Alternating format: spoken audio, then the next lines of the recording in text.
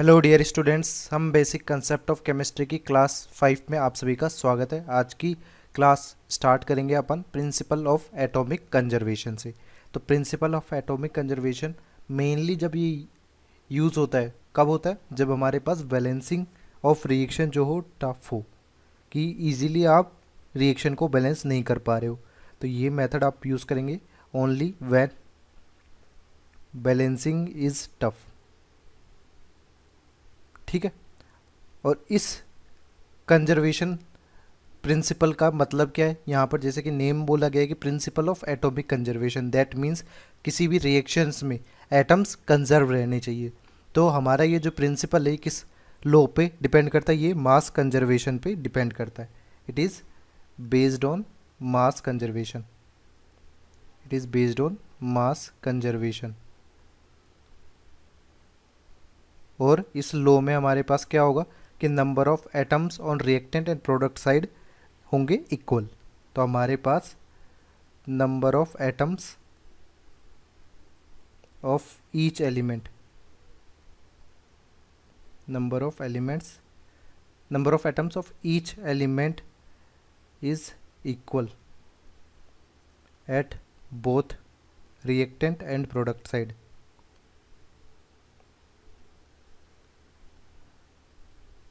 तो ये हमारा इस प्रिंसिपल का स्टेटमेंट हो गया। अब इस प्रिंसिपल का मीनिंग क्या है एक्चुअल में, वो अपन समझ लेते हैं। कि हमारे पास लेट से एक केमिकल रिएक्शन है A2B प्लस CD3, कन्वर्ट हो रहा है किस में? AB3C में प्लस CD6 में। तो यहाँ पर अपन देखें कि यदि POAC अपने को लगानी हो, तो यदि अपन A पे लगाते हैं, A एटम्स पे, P principle of atomic conservation for A, तो इसका मतलब क्या हो जाएगा कि हमारे पास number of atoms of A at left hand side, हमारे पास ये एरो का लेफ्ट हैंड साइड है और ये हमारा राइट हैंड साइड है।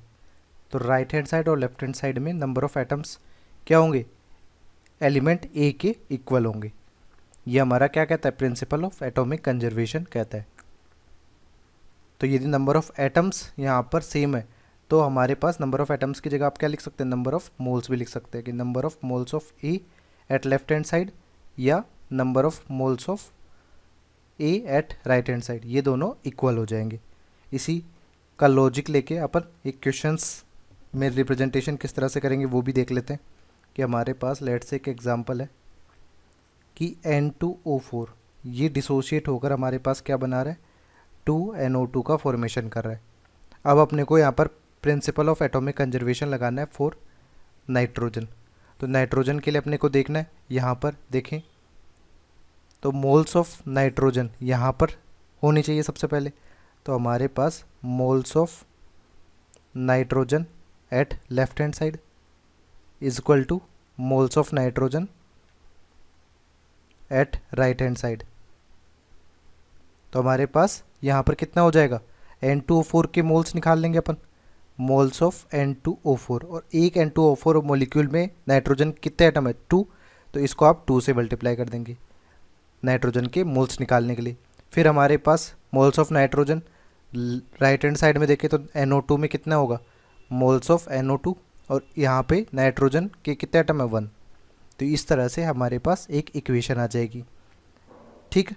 तो इसी बेसिस पे अपन एक और इक्वेशन करते हैं कि यदि अपन ले लेते हैं यहाँ पर Fe3CO4,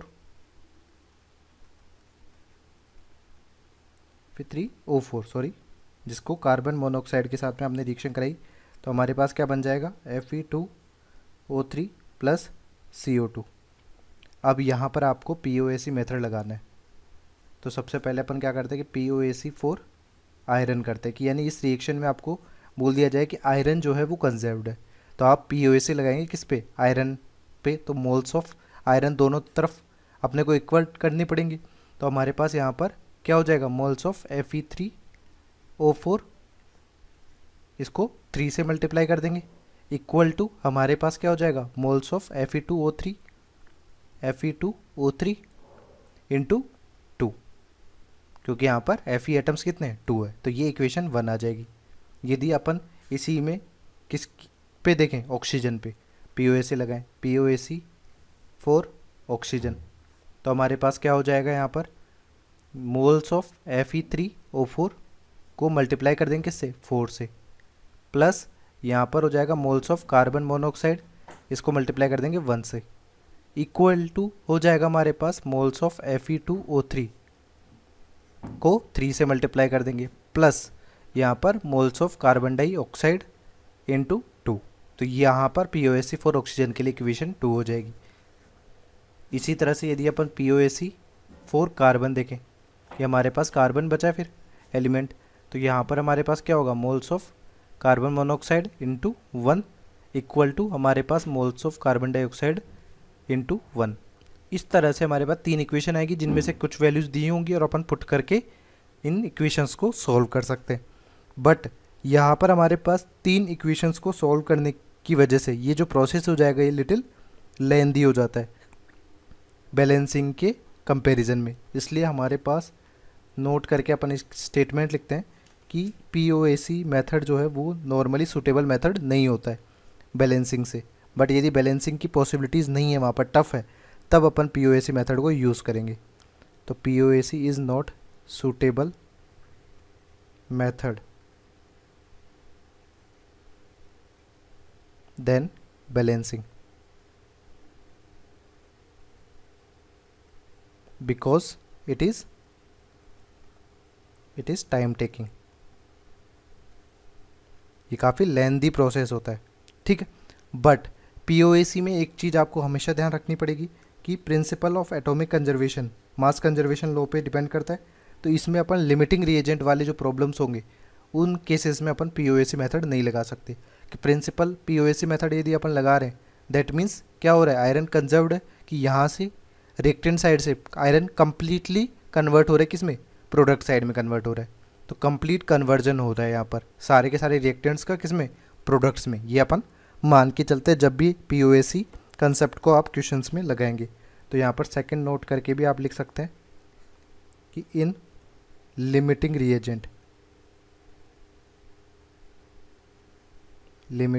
reagent based problems POAC concept does not apply. POAC concept doesn't apply.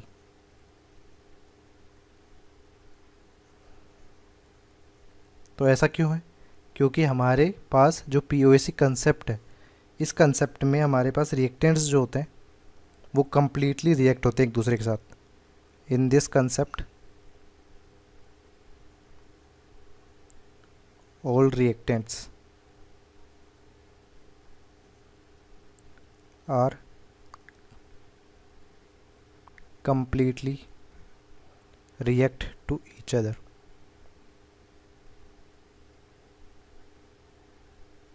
ठीक है, तो अपने को यही देखना है, या तो बैलेंसिंग पॉसिबल हो रही है तो बैलेंसिंग कर लेंगे, और अदरवाइज अपन POAC मेथड यदि यूज़ करते हैं तो वहाँ पर मान के चलेंगे कि हमारे पास वहाँ पर लिमिटिंग रिएजेंट की पॉसिबिलिटी नहीं होगी, कि सारे के सारे रिएक्टेंट्स क्या होंगे, एक दूसरे के साथ रिएक्ट करके कंप्लीटली कंज्यूम हो रहे होंगे। अब अपन POAC कहाँ पर अप्लाई करते हैं मेनली, तो एप्लीकेशन ऑफ POAC स्टडी करते हैं। तो पहला एप्लीकेशन होता है solving problems where reaction is not known, that means complete reaction अपने को पता ही नहीं हो, तब अपन principle of atomic conservation use करते हैं।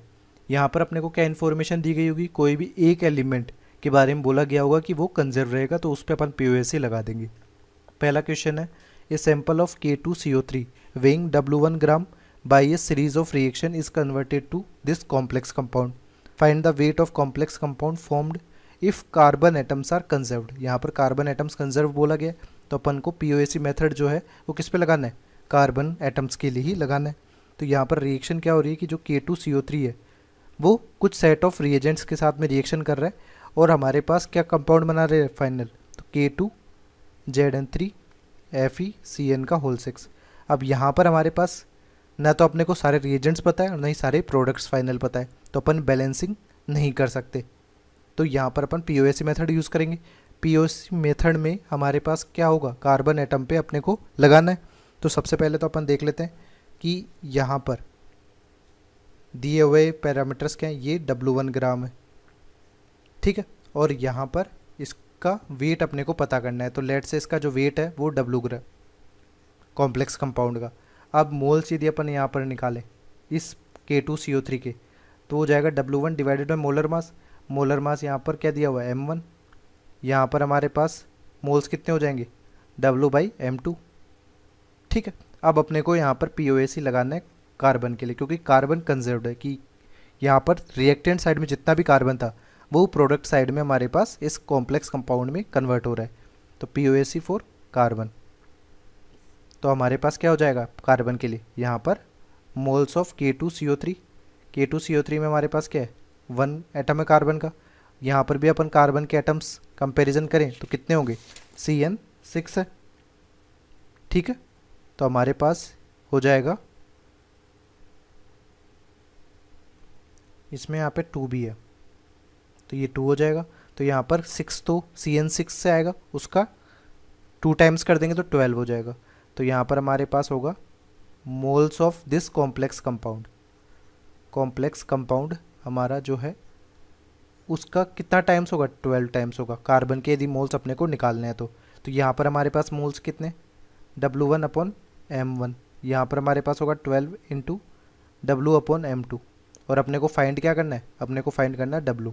तो W का एक्सप्रेशन हमारे पास क्या हो जाएगा, ये एक्सप्रेशन हो जाएगा W1/M1 इंटू M2/12। ये हमारा आंसर हो जाएगा। ठीक है। इसी तरह नेक्स्ट क्वेश्चन लेते हैं। अपने को बोला गया है 2 मोल K4FeCN6 is reacted with series of reagents so that all carbon converts into H2C2O4। Calculate number of moles of H2C2O4।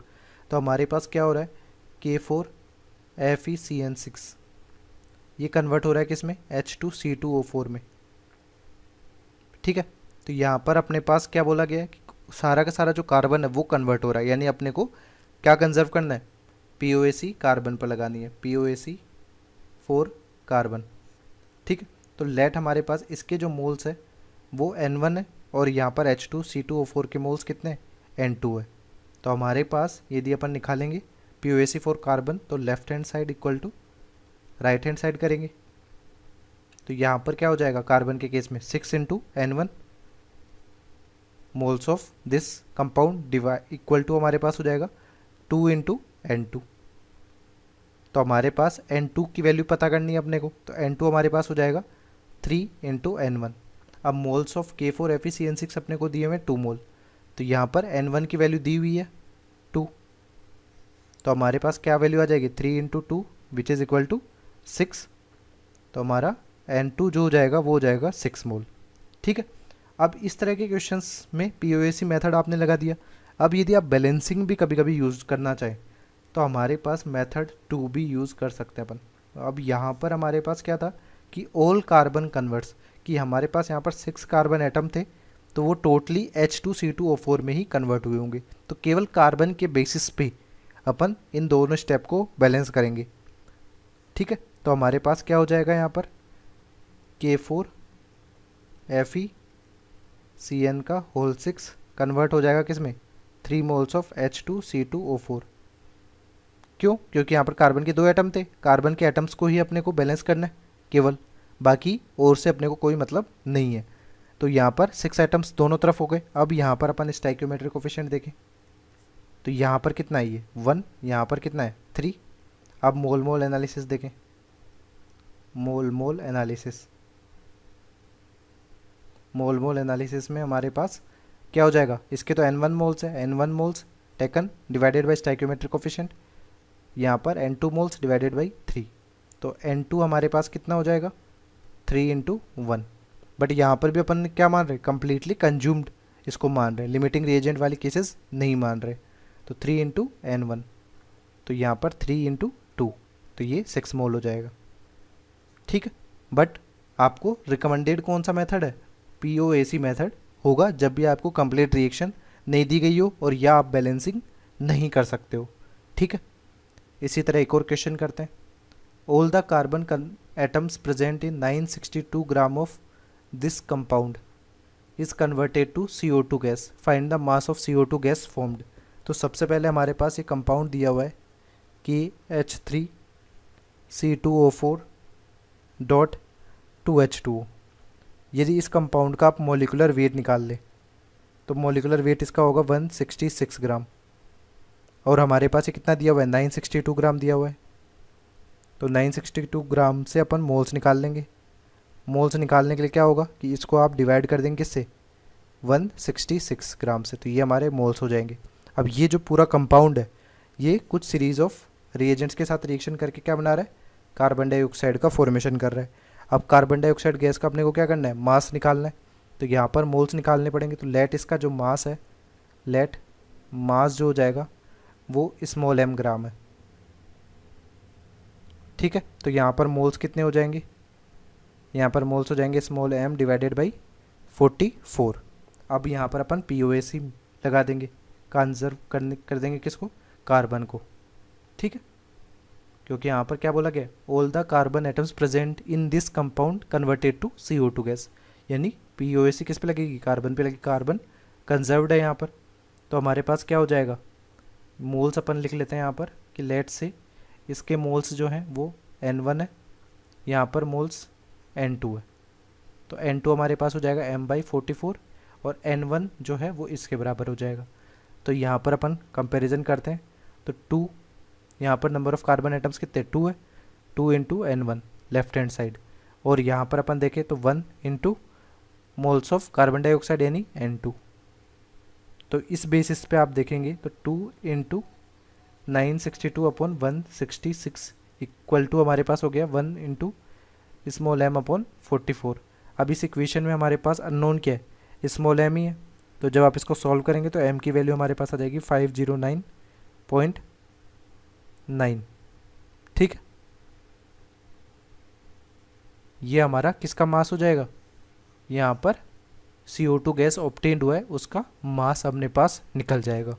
ठीक है, POAC का एक एप्लीकेशन अपन ने पढ़ लिया। सेकेंड एप्लीकेशन जहाँ पर POAC यूज़ किया जा सकता है वो होती है पैरेलल रिएक्शंस। तो पैरेलल रिएक्शंस कौन सी रिएक्शंस होती हैं, parallel reactions are those reactions which occur in one vessel where same set of reactants produces different products by different reaction. इसका मीनिंग क्या है कि हमारे पास फॉर एग्जांपल एक कंटेनर है,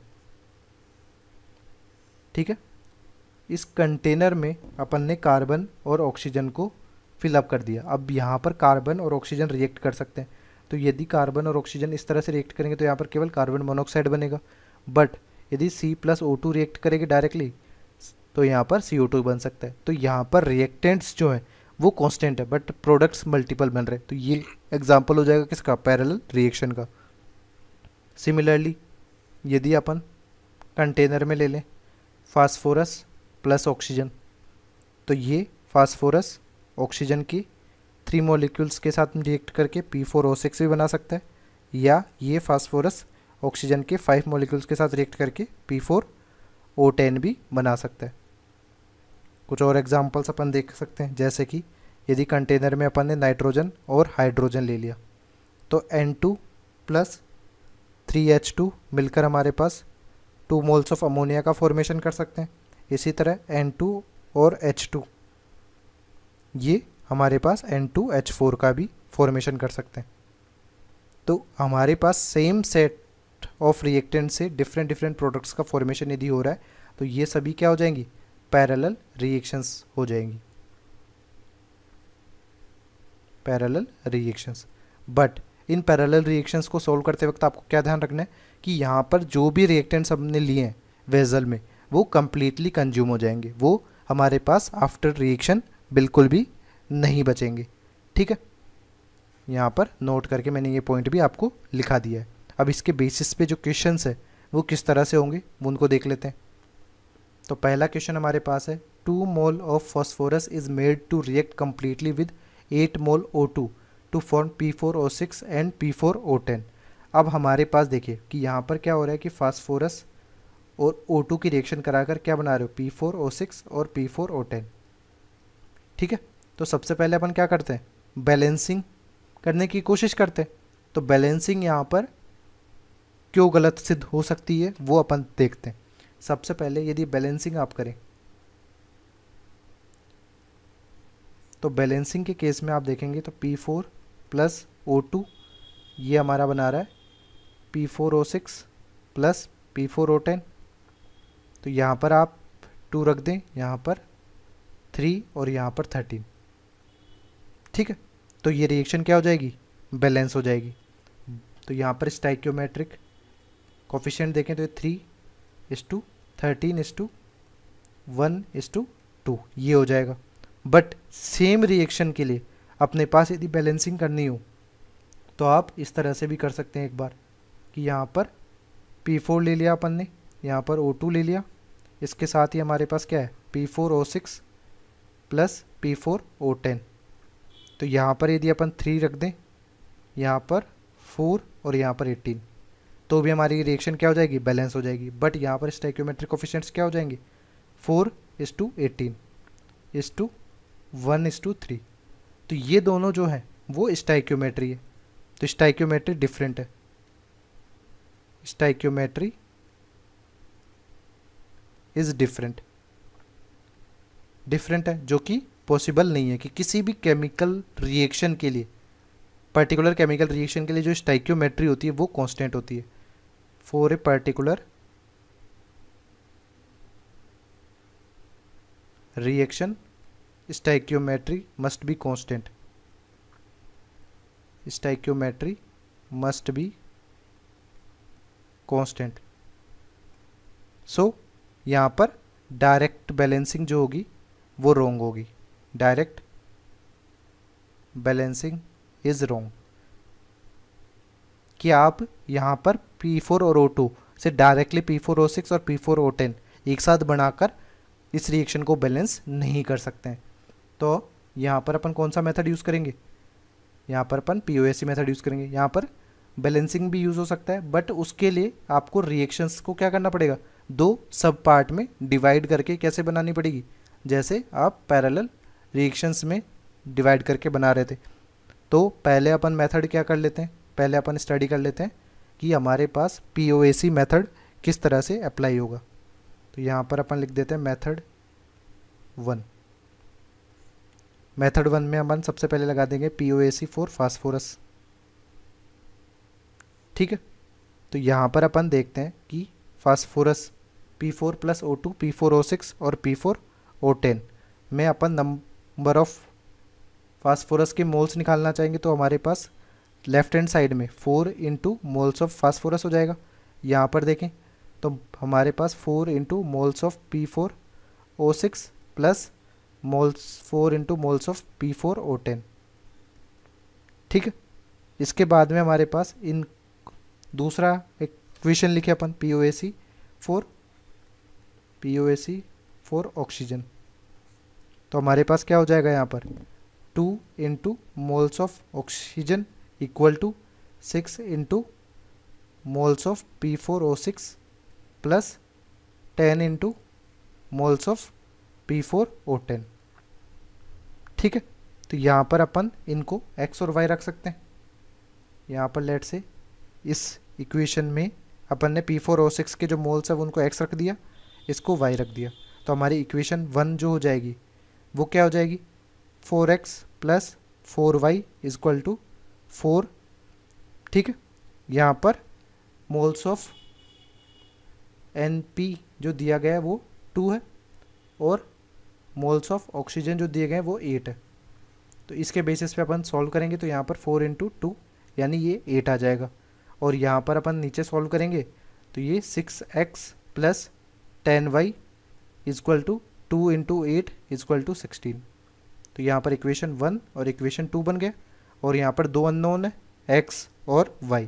जब आप दोनों को सॉल्व करेंगे तो हमारे पास x भी आ जाएगा 1 और y भी आ जाएगा 1। तो हमारे पास मोल्स ऑफ P4O6 भी आ गए और मोल्स ऑफ P4O10 भी आ गए। तो आप इस तरह के क्वेश्चंस में POAC से इजीली इस कैलकुलेशंस करके मोल्स निकाल सकते हैं। बट अब यदि अपन इसका सेकंड मेथड समझना चाहिए कि यदि बैलेंसिंग यदि यहाँ पर करते तो अपन किस तरह से बैलेंसिंग करते, डायरेक्ट बैलेंसिंग तो यहाँ पर गलत हो जाएगी। तो अपन सेकंड मेथड समझ लेते हैं, मेथड 2। सेकंड मेथड में हमारे पास बैलेंसिंग करेंगे अपन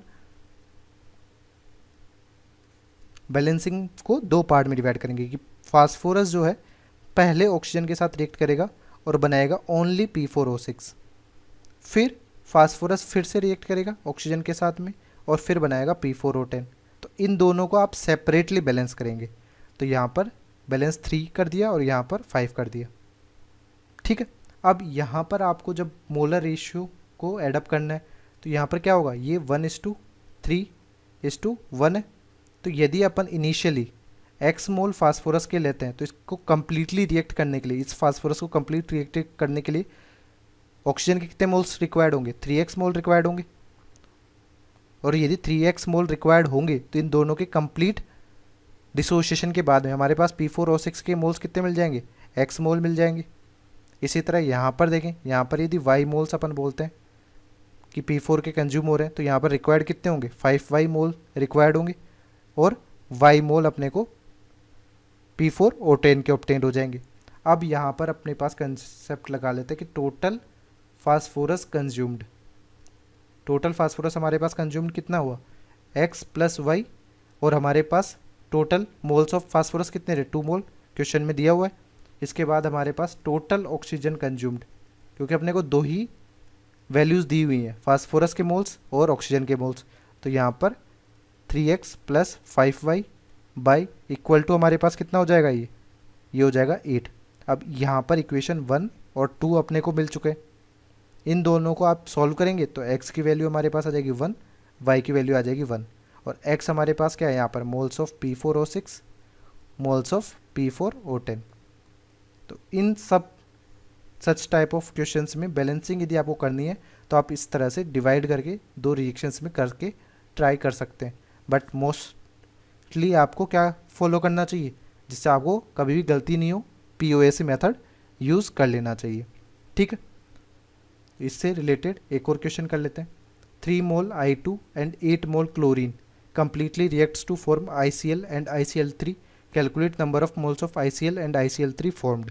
तो हमारे पास क्या हो रहा है कि आयोडीन और क्लोरीन मिलकर हमारे पास क्या बना रहे हैं, ICl बना रहे हैं प्लस ICl3 बना रहे हैं।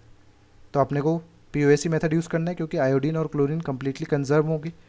तो हमारे पास POAC फॉर आयोडीन, तो यहाँ पर हो जाएगा 2 into moles of I2 equal to हमारे पास 1 into moles of ICl plus यहाँ पर 1 इंटू मोल्स ऑफ ICl3।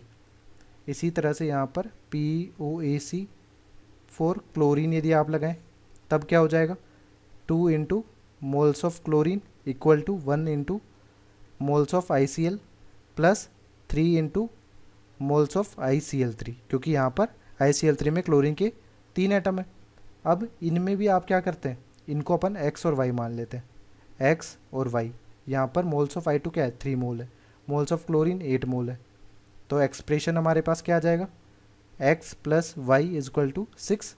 ये इक्वेशन 1 आ गई। यहाँ पर अपन देखें नीचे तो x plus 3y is equal to हमारे पास कितना आ जाएगा, 16। ये इक्वेशन 2 आ जाएगी। इन दोनों इक्वेशन को सॉल्व करना है तो यहाँ पे सब्ट्रैक्ट कर लेते हैं अपन।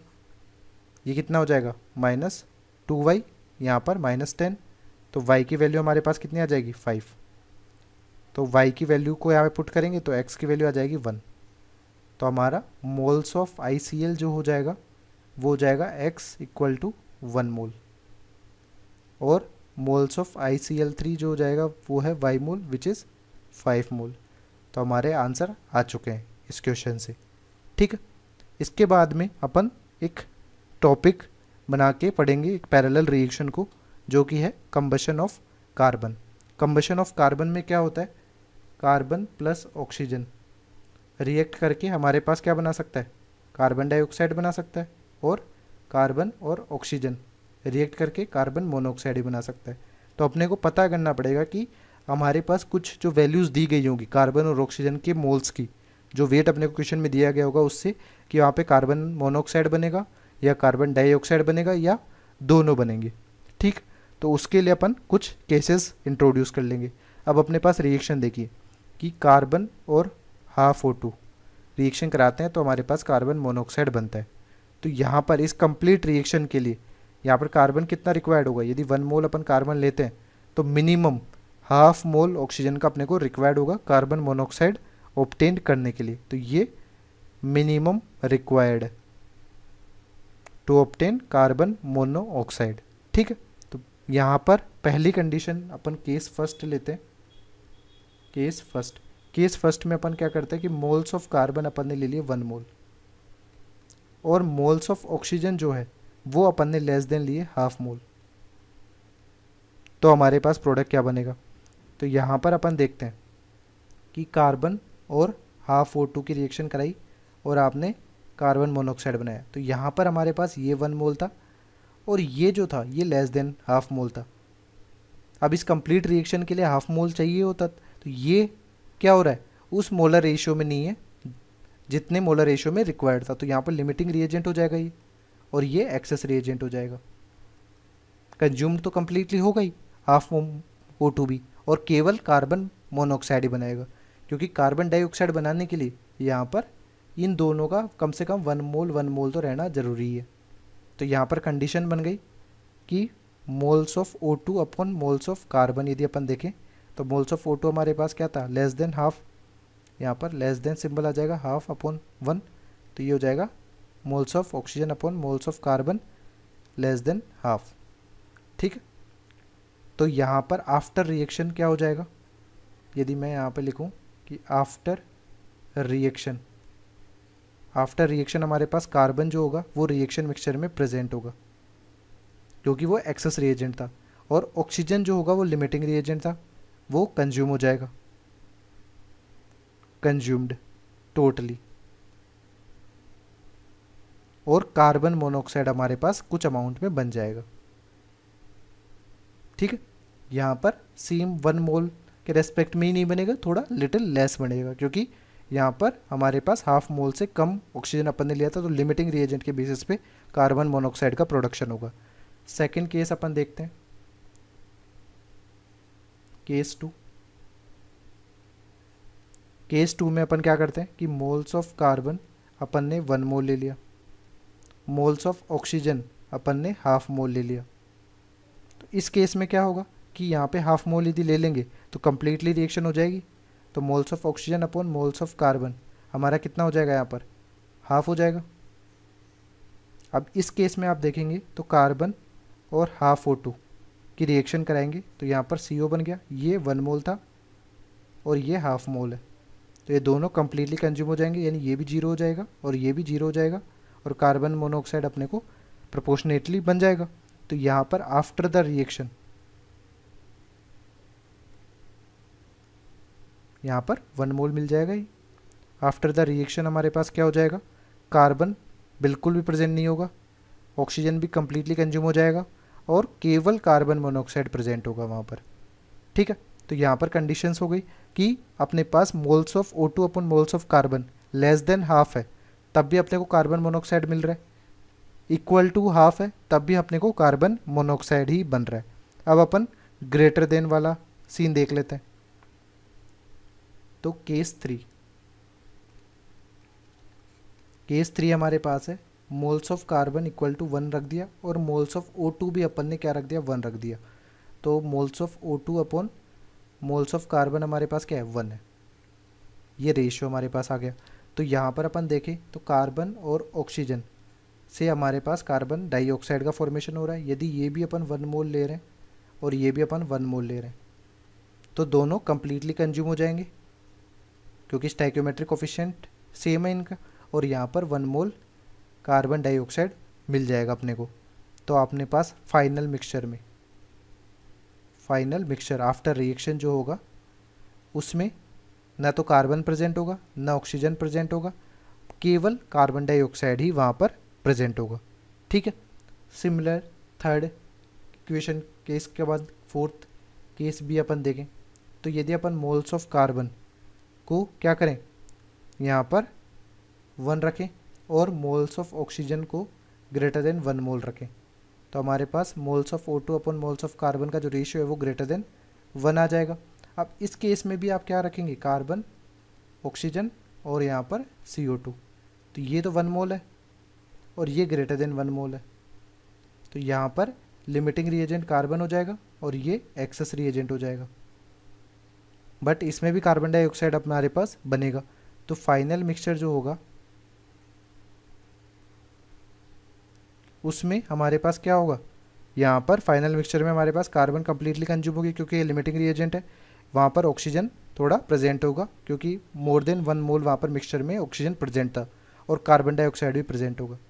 तो यहाँ पर ऑब्जर्वेशन देखने में आई अपने पास कि 1 और 1 से ज़्यादा यदि ये रेशियो हमारे पास है तब अपने को कार्बन डाइऑक्साइड मिलेगा।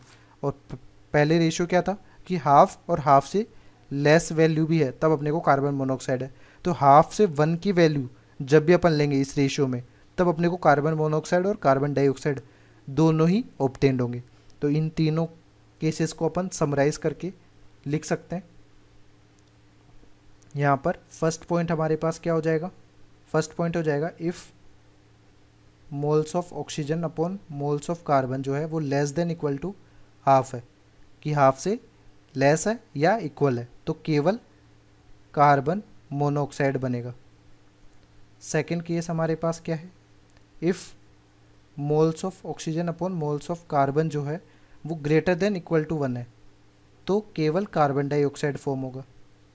बट थर्ड केस हमारे पास ये हो जाएगा, if moles of oxygen upon moles of carbon जो है वो 1 से कम है और यहाँ पर हाफ से ज़्यादा है, ये कंडीशन हमारे पास वहाँ पर प्रेजेंट है, तो carbon monoxide plus carbon dioxide दोनों के दोनों ही क्या होंगे, वहाँ पर फॉर्म होंगे।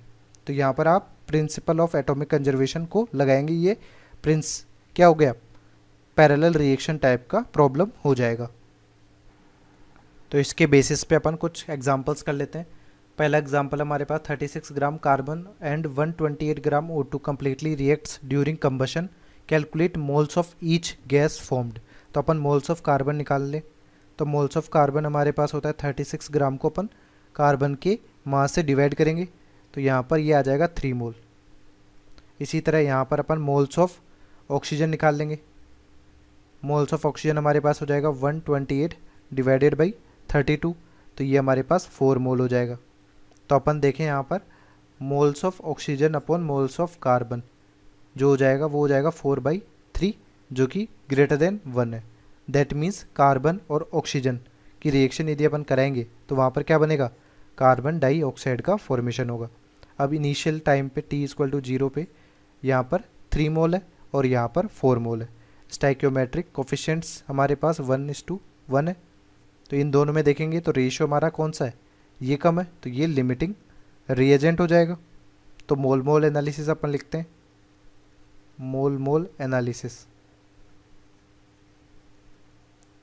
तो हमारे पास क्या हो जाएगा यहाँ पर, मोल मोल एनालिसिस के बाद में moles of carbon upon 1 moles of oxygen upon 1 moles of carbon dioxide upon 1। अब लिमिटिंग रिएजेंट हमारा मोल्स ऑफ कार्बन है तो इसके नंबर ऑफ मोल्स अपन ले लेंगे 3 मोल्स। अब इसके बेसिस पे अपन देखेंगे कि मोल्स ऑफ ऑक्सीजन जो हो जाएगा वो हो जाएगा 1 × 3 यानी 3 मोल। मोल्स ऑफ कार्बन डाइऑक्साइड भी जो है वो भी हो जाएगा 3 मोल। ये हमारे क्या होंगे, कंज्यूम्ड मोल्स होंगे, ठीक है। और हमारे पास रिमेनिंग क्या हो जाएगा, मोल्स ऑफ O2 रिमेन जो हो जाएगा वो कितना बच जाएगा, 4 - 3 1 मोल, ठीक है। और यदि अपन मोल्स ऑफ कार्बन बोलें रिमेन तो वो लिमिटिंग रिएजेंट होने की वजह से 0 कंप्लीटली कंज्यूम हो जाएगा, ठीक है। नेक्स्ट क्वेश्चन करते हैं। 48 gram carbon and 96 gram O2 completely reacts during combustion, calculate moles of each gas. तो अपन देखते हैं यहाँ पर मोल्स ऑफ कार्बन जो है हमारे पास 48 डिवाइडेड बाई 12 करने पे आ जाएगा 4 मोल, और मोल्स ऑफ ऑक्सीजन करने पे आ जाएगा 96 डिवाइडेड बाई 32 तो यहाँ पर ये मोल आ जाएंगे 3 मोल। तो हमारे पास क्या ऑब्जर्वेशन आई कि moles of O2 upon moles of carbon जो है वो हमारा आ रहा है 3/4। तो हमारे पास यहाँ पर जो moles of O2 upon moles of carbon है ये लाइज कर रहा है किसके बीच में, हाफ से 1 के बीच में, इसलिए यहाँ पर क्या होगा, CO एंड CO2 दोनों बनेंगे, बोथ फॉर्म्ड, ठीक है। तो यहाँ पर अपन क्या लगा देंगे, POAC मेथड को यूज़ करेंगे। तो हमारे पास क्या होगा कि C+O2 carbon plus O2 react करके क्या बना रहे हैं, कार्बन मोनोऑक्साइड और कार्बन डाइऑक्साइड। तो अपन POAC लगाते हैं, POAC for carbon, POAC for carbon करते हैं तो हमारे पास क्या हो जाएगा 1 into moles of carbon equal to 1 into moles of carbon monoxide plus 1 into moles of carbon dioxide. अब यहाँ पर अपन कार्बन डाइऑक्साइड के जो मोल्स है वो क्या मान लेंगे, ये मान लेंगे x और ये मान लेंगे y, ठीक है। और मोल्स ऑफ कार्बन तो हमारे पास कितना कैलकुलेट करने पे आया 4 मोल। तो हमारे पास POAC 4 ऑक्सीजन यदि अपन देखें तब क्या हो जाएगा 2 into moles of O2 equal to 1 into moles of carbon monoxide plus 2 into moles of carbon dioxide. तो हमारे पास यहाँ पर मोल्स ऑफ O2 कितना है 3 मोल है और मोल्स ऑफ कार्बन मोनोऑक्साइड ये तो दिए हुए हैं। तो इक्वेशन क्या बनेगी हमारे पास, यदि देखें अपन x plus y equal to 4 और यहाँ पर हमारे पास क्या बनेगी x plus 2y equal to 6। तो ये दो इक्वेशन हमारे पास बन जाएगी। इन दोनों इक्वेशन को आप सॉल्व करेंगे तो x की वैल्यू हमारे पास आएगी 2 मोल और y की वैल्यू भी आ जाएगी 2। तो x और y हमारे पास क्या है यहाँ पर मोल्स ऑफ कार्बन मोनोऑक्साइड और मोल्स ऑफ कार्बन डाइऑक्साइड। तो ये इस तरह से आप POAC मेथड से यूज़ कर सकते हैं। बट इसमें आप सेकंड मेथड यूज़ कर सकते हैं, जैसे कि बैलेंसिंग का हो गया सेकंड मेथड। तो उसको किस तरह से सॉल्व करेंगे यहाँ पर देख लेते हैं। सेकंड मेथड भी यहाँ पर मेथड 2 में क्या करेंगे आप बैलेंसिंग के लिए कि हमारे पास कार्बन प्लस हाफ O2 ये बना लेगा कार्बन मोनोऑक्साइड और फिर कार्बन मोनोऑक्साइड फर्दर रिएक्ट कर लेगा किससे, हाफ O2 से, और यहाँ पर क्या बना लेगा CO2, जैसे आप सिक्वेंशियल रिएक्शन में करते हैं उस तरह से। तो यहाँ पर 1 बाई 1 दोनों को स्टडी करेंगे अपन, ठीक है। तो यहाँ पर हमारे पास क्या होगा, initially C plus half O2 बना रहा है कार्बन मोनोऑक्साइड। तो इनिशियली T इक्वल टू 0 पे हमारे पास यहाँ पर 4 मोल थे और ऑक्सीजन के कितने मोल्स है 3 मोल है। स्टाइकियोमेट्रिक कोफिशिएंट देखें तो ये 1 और ये हाफ है, ठीक है। तो यहाँ पर रेशियो 4 है, यहाँ पर रेशियो निकालेंगे तो ये 6 आ जाएगा। तो लिमिटिंग रिएजेंट क्या होगा, यहाँ पर ये लिमिटिंग रिएजेंट हो जाएगा। तो यहाँ पर अपन देखें कि moles of carbon upon 1 mole mole analysis लगाते हैं तो moles of O2 upon half equal to moles of carbon monoxide equal to 1। तो यहाँ पर limiting reagent moles of carbon है जो कि हमारा क्या है 4 मोल है। तो अपन मोल्स ऑफ O2 निकाल लेंगे कंज्यूम्ड। तो मोल्स ऑफ O2 कंज्यूम्ड जो हो जाएगा वो हो जाएगा हाफ इंटू 4 यानी 2 मोल। और मोल्स ऑफ कार्बन मोनोऑक्साइड भी अपने पास बना लेंगे। मोल्स ऑफ कार्बन मोनोऑक्साइड जो ऑब्टेन्ड हुआ वो हमारे पास क्या हो जाएगा 4 मोल हो जाएगा। यही 4 मोल अपन नेक्स्ट रिएक्शन में यूज़ करेंगे। तो नेक्स्ट रिएक्शन में अपन देखते हैं कि carbon monoxide plus half O2 ये कन्वर्ट हो रहा है किसमें CO2 में। अब यहाँ पर ऑक्सीजन भी रिमेनिंग अपने को पता करना पड़ेगा। कंज्यूम्ड तो 2 मोल हो गया, रिमेनिंग हमारा जो होगा वो कितना होगा 3 माइनस 2। 3 मोल था, 2 मोल कंज्यूम हो गया तो 1 मोल रिमेन हो गया।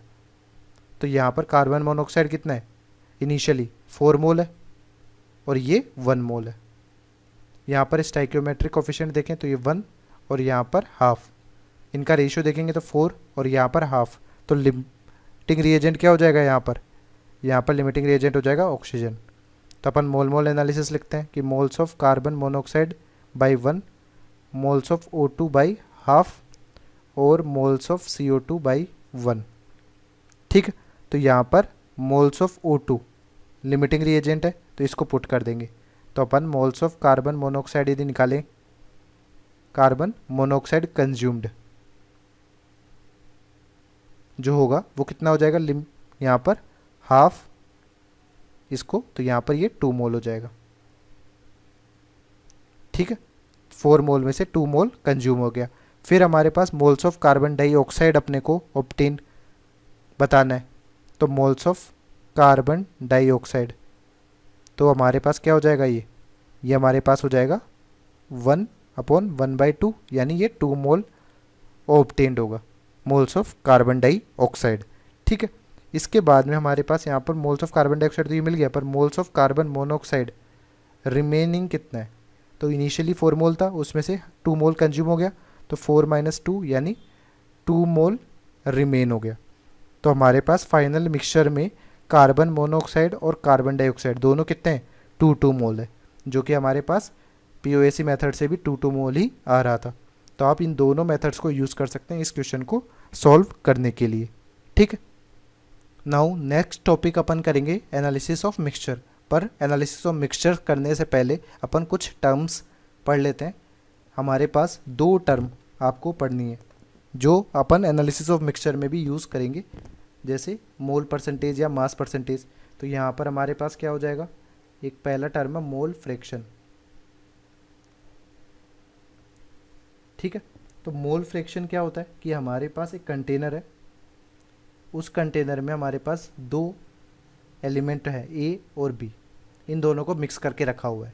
अब यदि मैं बोलूं कि यहाँ पर इसके मोल्स ए के एन ही है, मोल्स ऑफ बी यहाँ पर एन बी है, तो यदि मैं इस ए एलिमेंट का फ्रैक्शन इस ओवरऑल कंटेनर में देखना चाहूँ तो कैसे होगा? जैसे कि आपको एग्ज़ाम में 100 मार्क्स का एग्ज़ाम है, 100 मार्क्स का एग्ज़ाम है, आपके 100 मार्क्स में से कैसे कैसे मार्क्स आए कि आपके पास 100 मार्क्स में आए 40 मार्क्स आ गए। तो आप इसको फ्रैक्शन के फॉर्म में कैसे निकालते हैं? इसको फ्रैक्शन के फॉर्म में निकालते हैं, आप इस 40 को डिवाइड कर देंगे टोटल मार्क्स से। तो सिमिलर कंसेप्ट अपन यहाँ पे लगाएंगे। यहाँ पर अपन मोल्स का फ्रैक्शन निकाल रहे हैं, तो मोल फ्रैक्शन ऑफ ए यदि अपने को निकालना है, मोल फ्रैक्शन ऑफ ए, तो वो कैसे निकलेगा कि मोल्स ऑफ ए टॉप पे रहेगा, फिर डिनोमिनेटर में अपन क्या ले लेंगे? यहाँ पर टोटल मोल्स ले लेंगे। जैसे कि यहाँ पर 100 मार्क ले रहे थे, तो टोटल मोल्स हमारे पास क्या हो जाएंगे कंटेनर में? Moles of A, moles of B. तो इसे अपन रिप्रेजेंट करते हैं इस तरह से, मोल फ्रैक्शन ऑफ ए।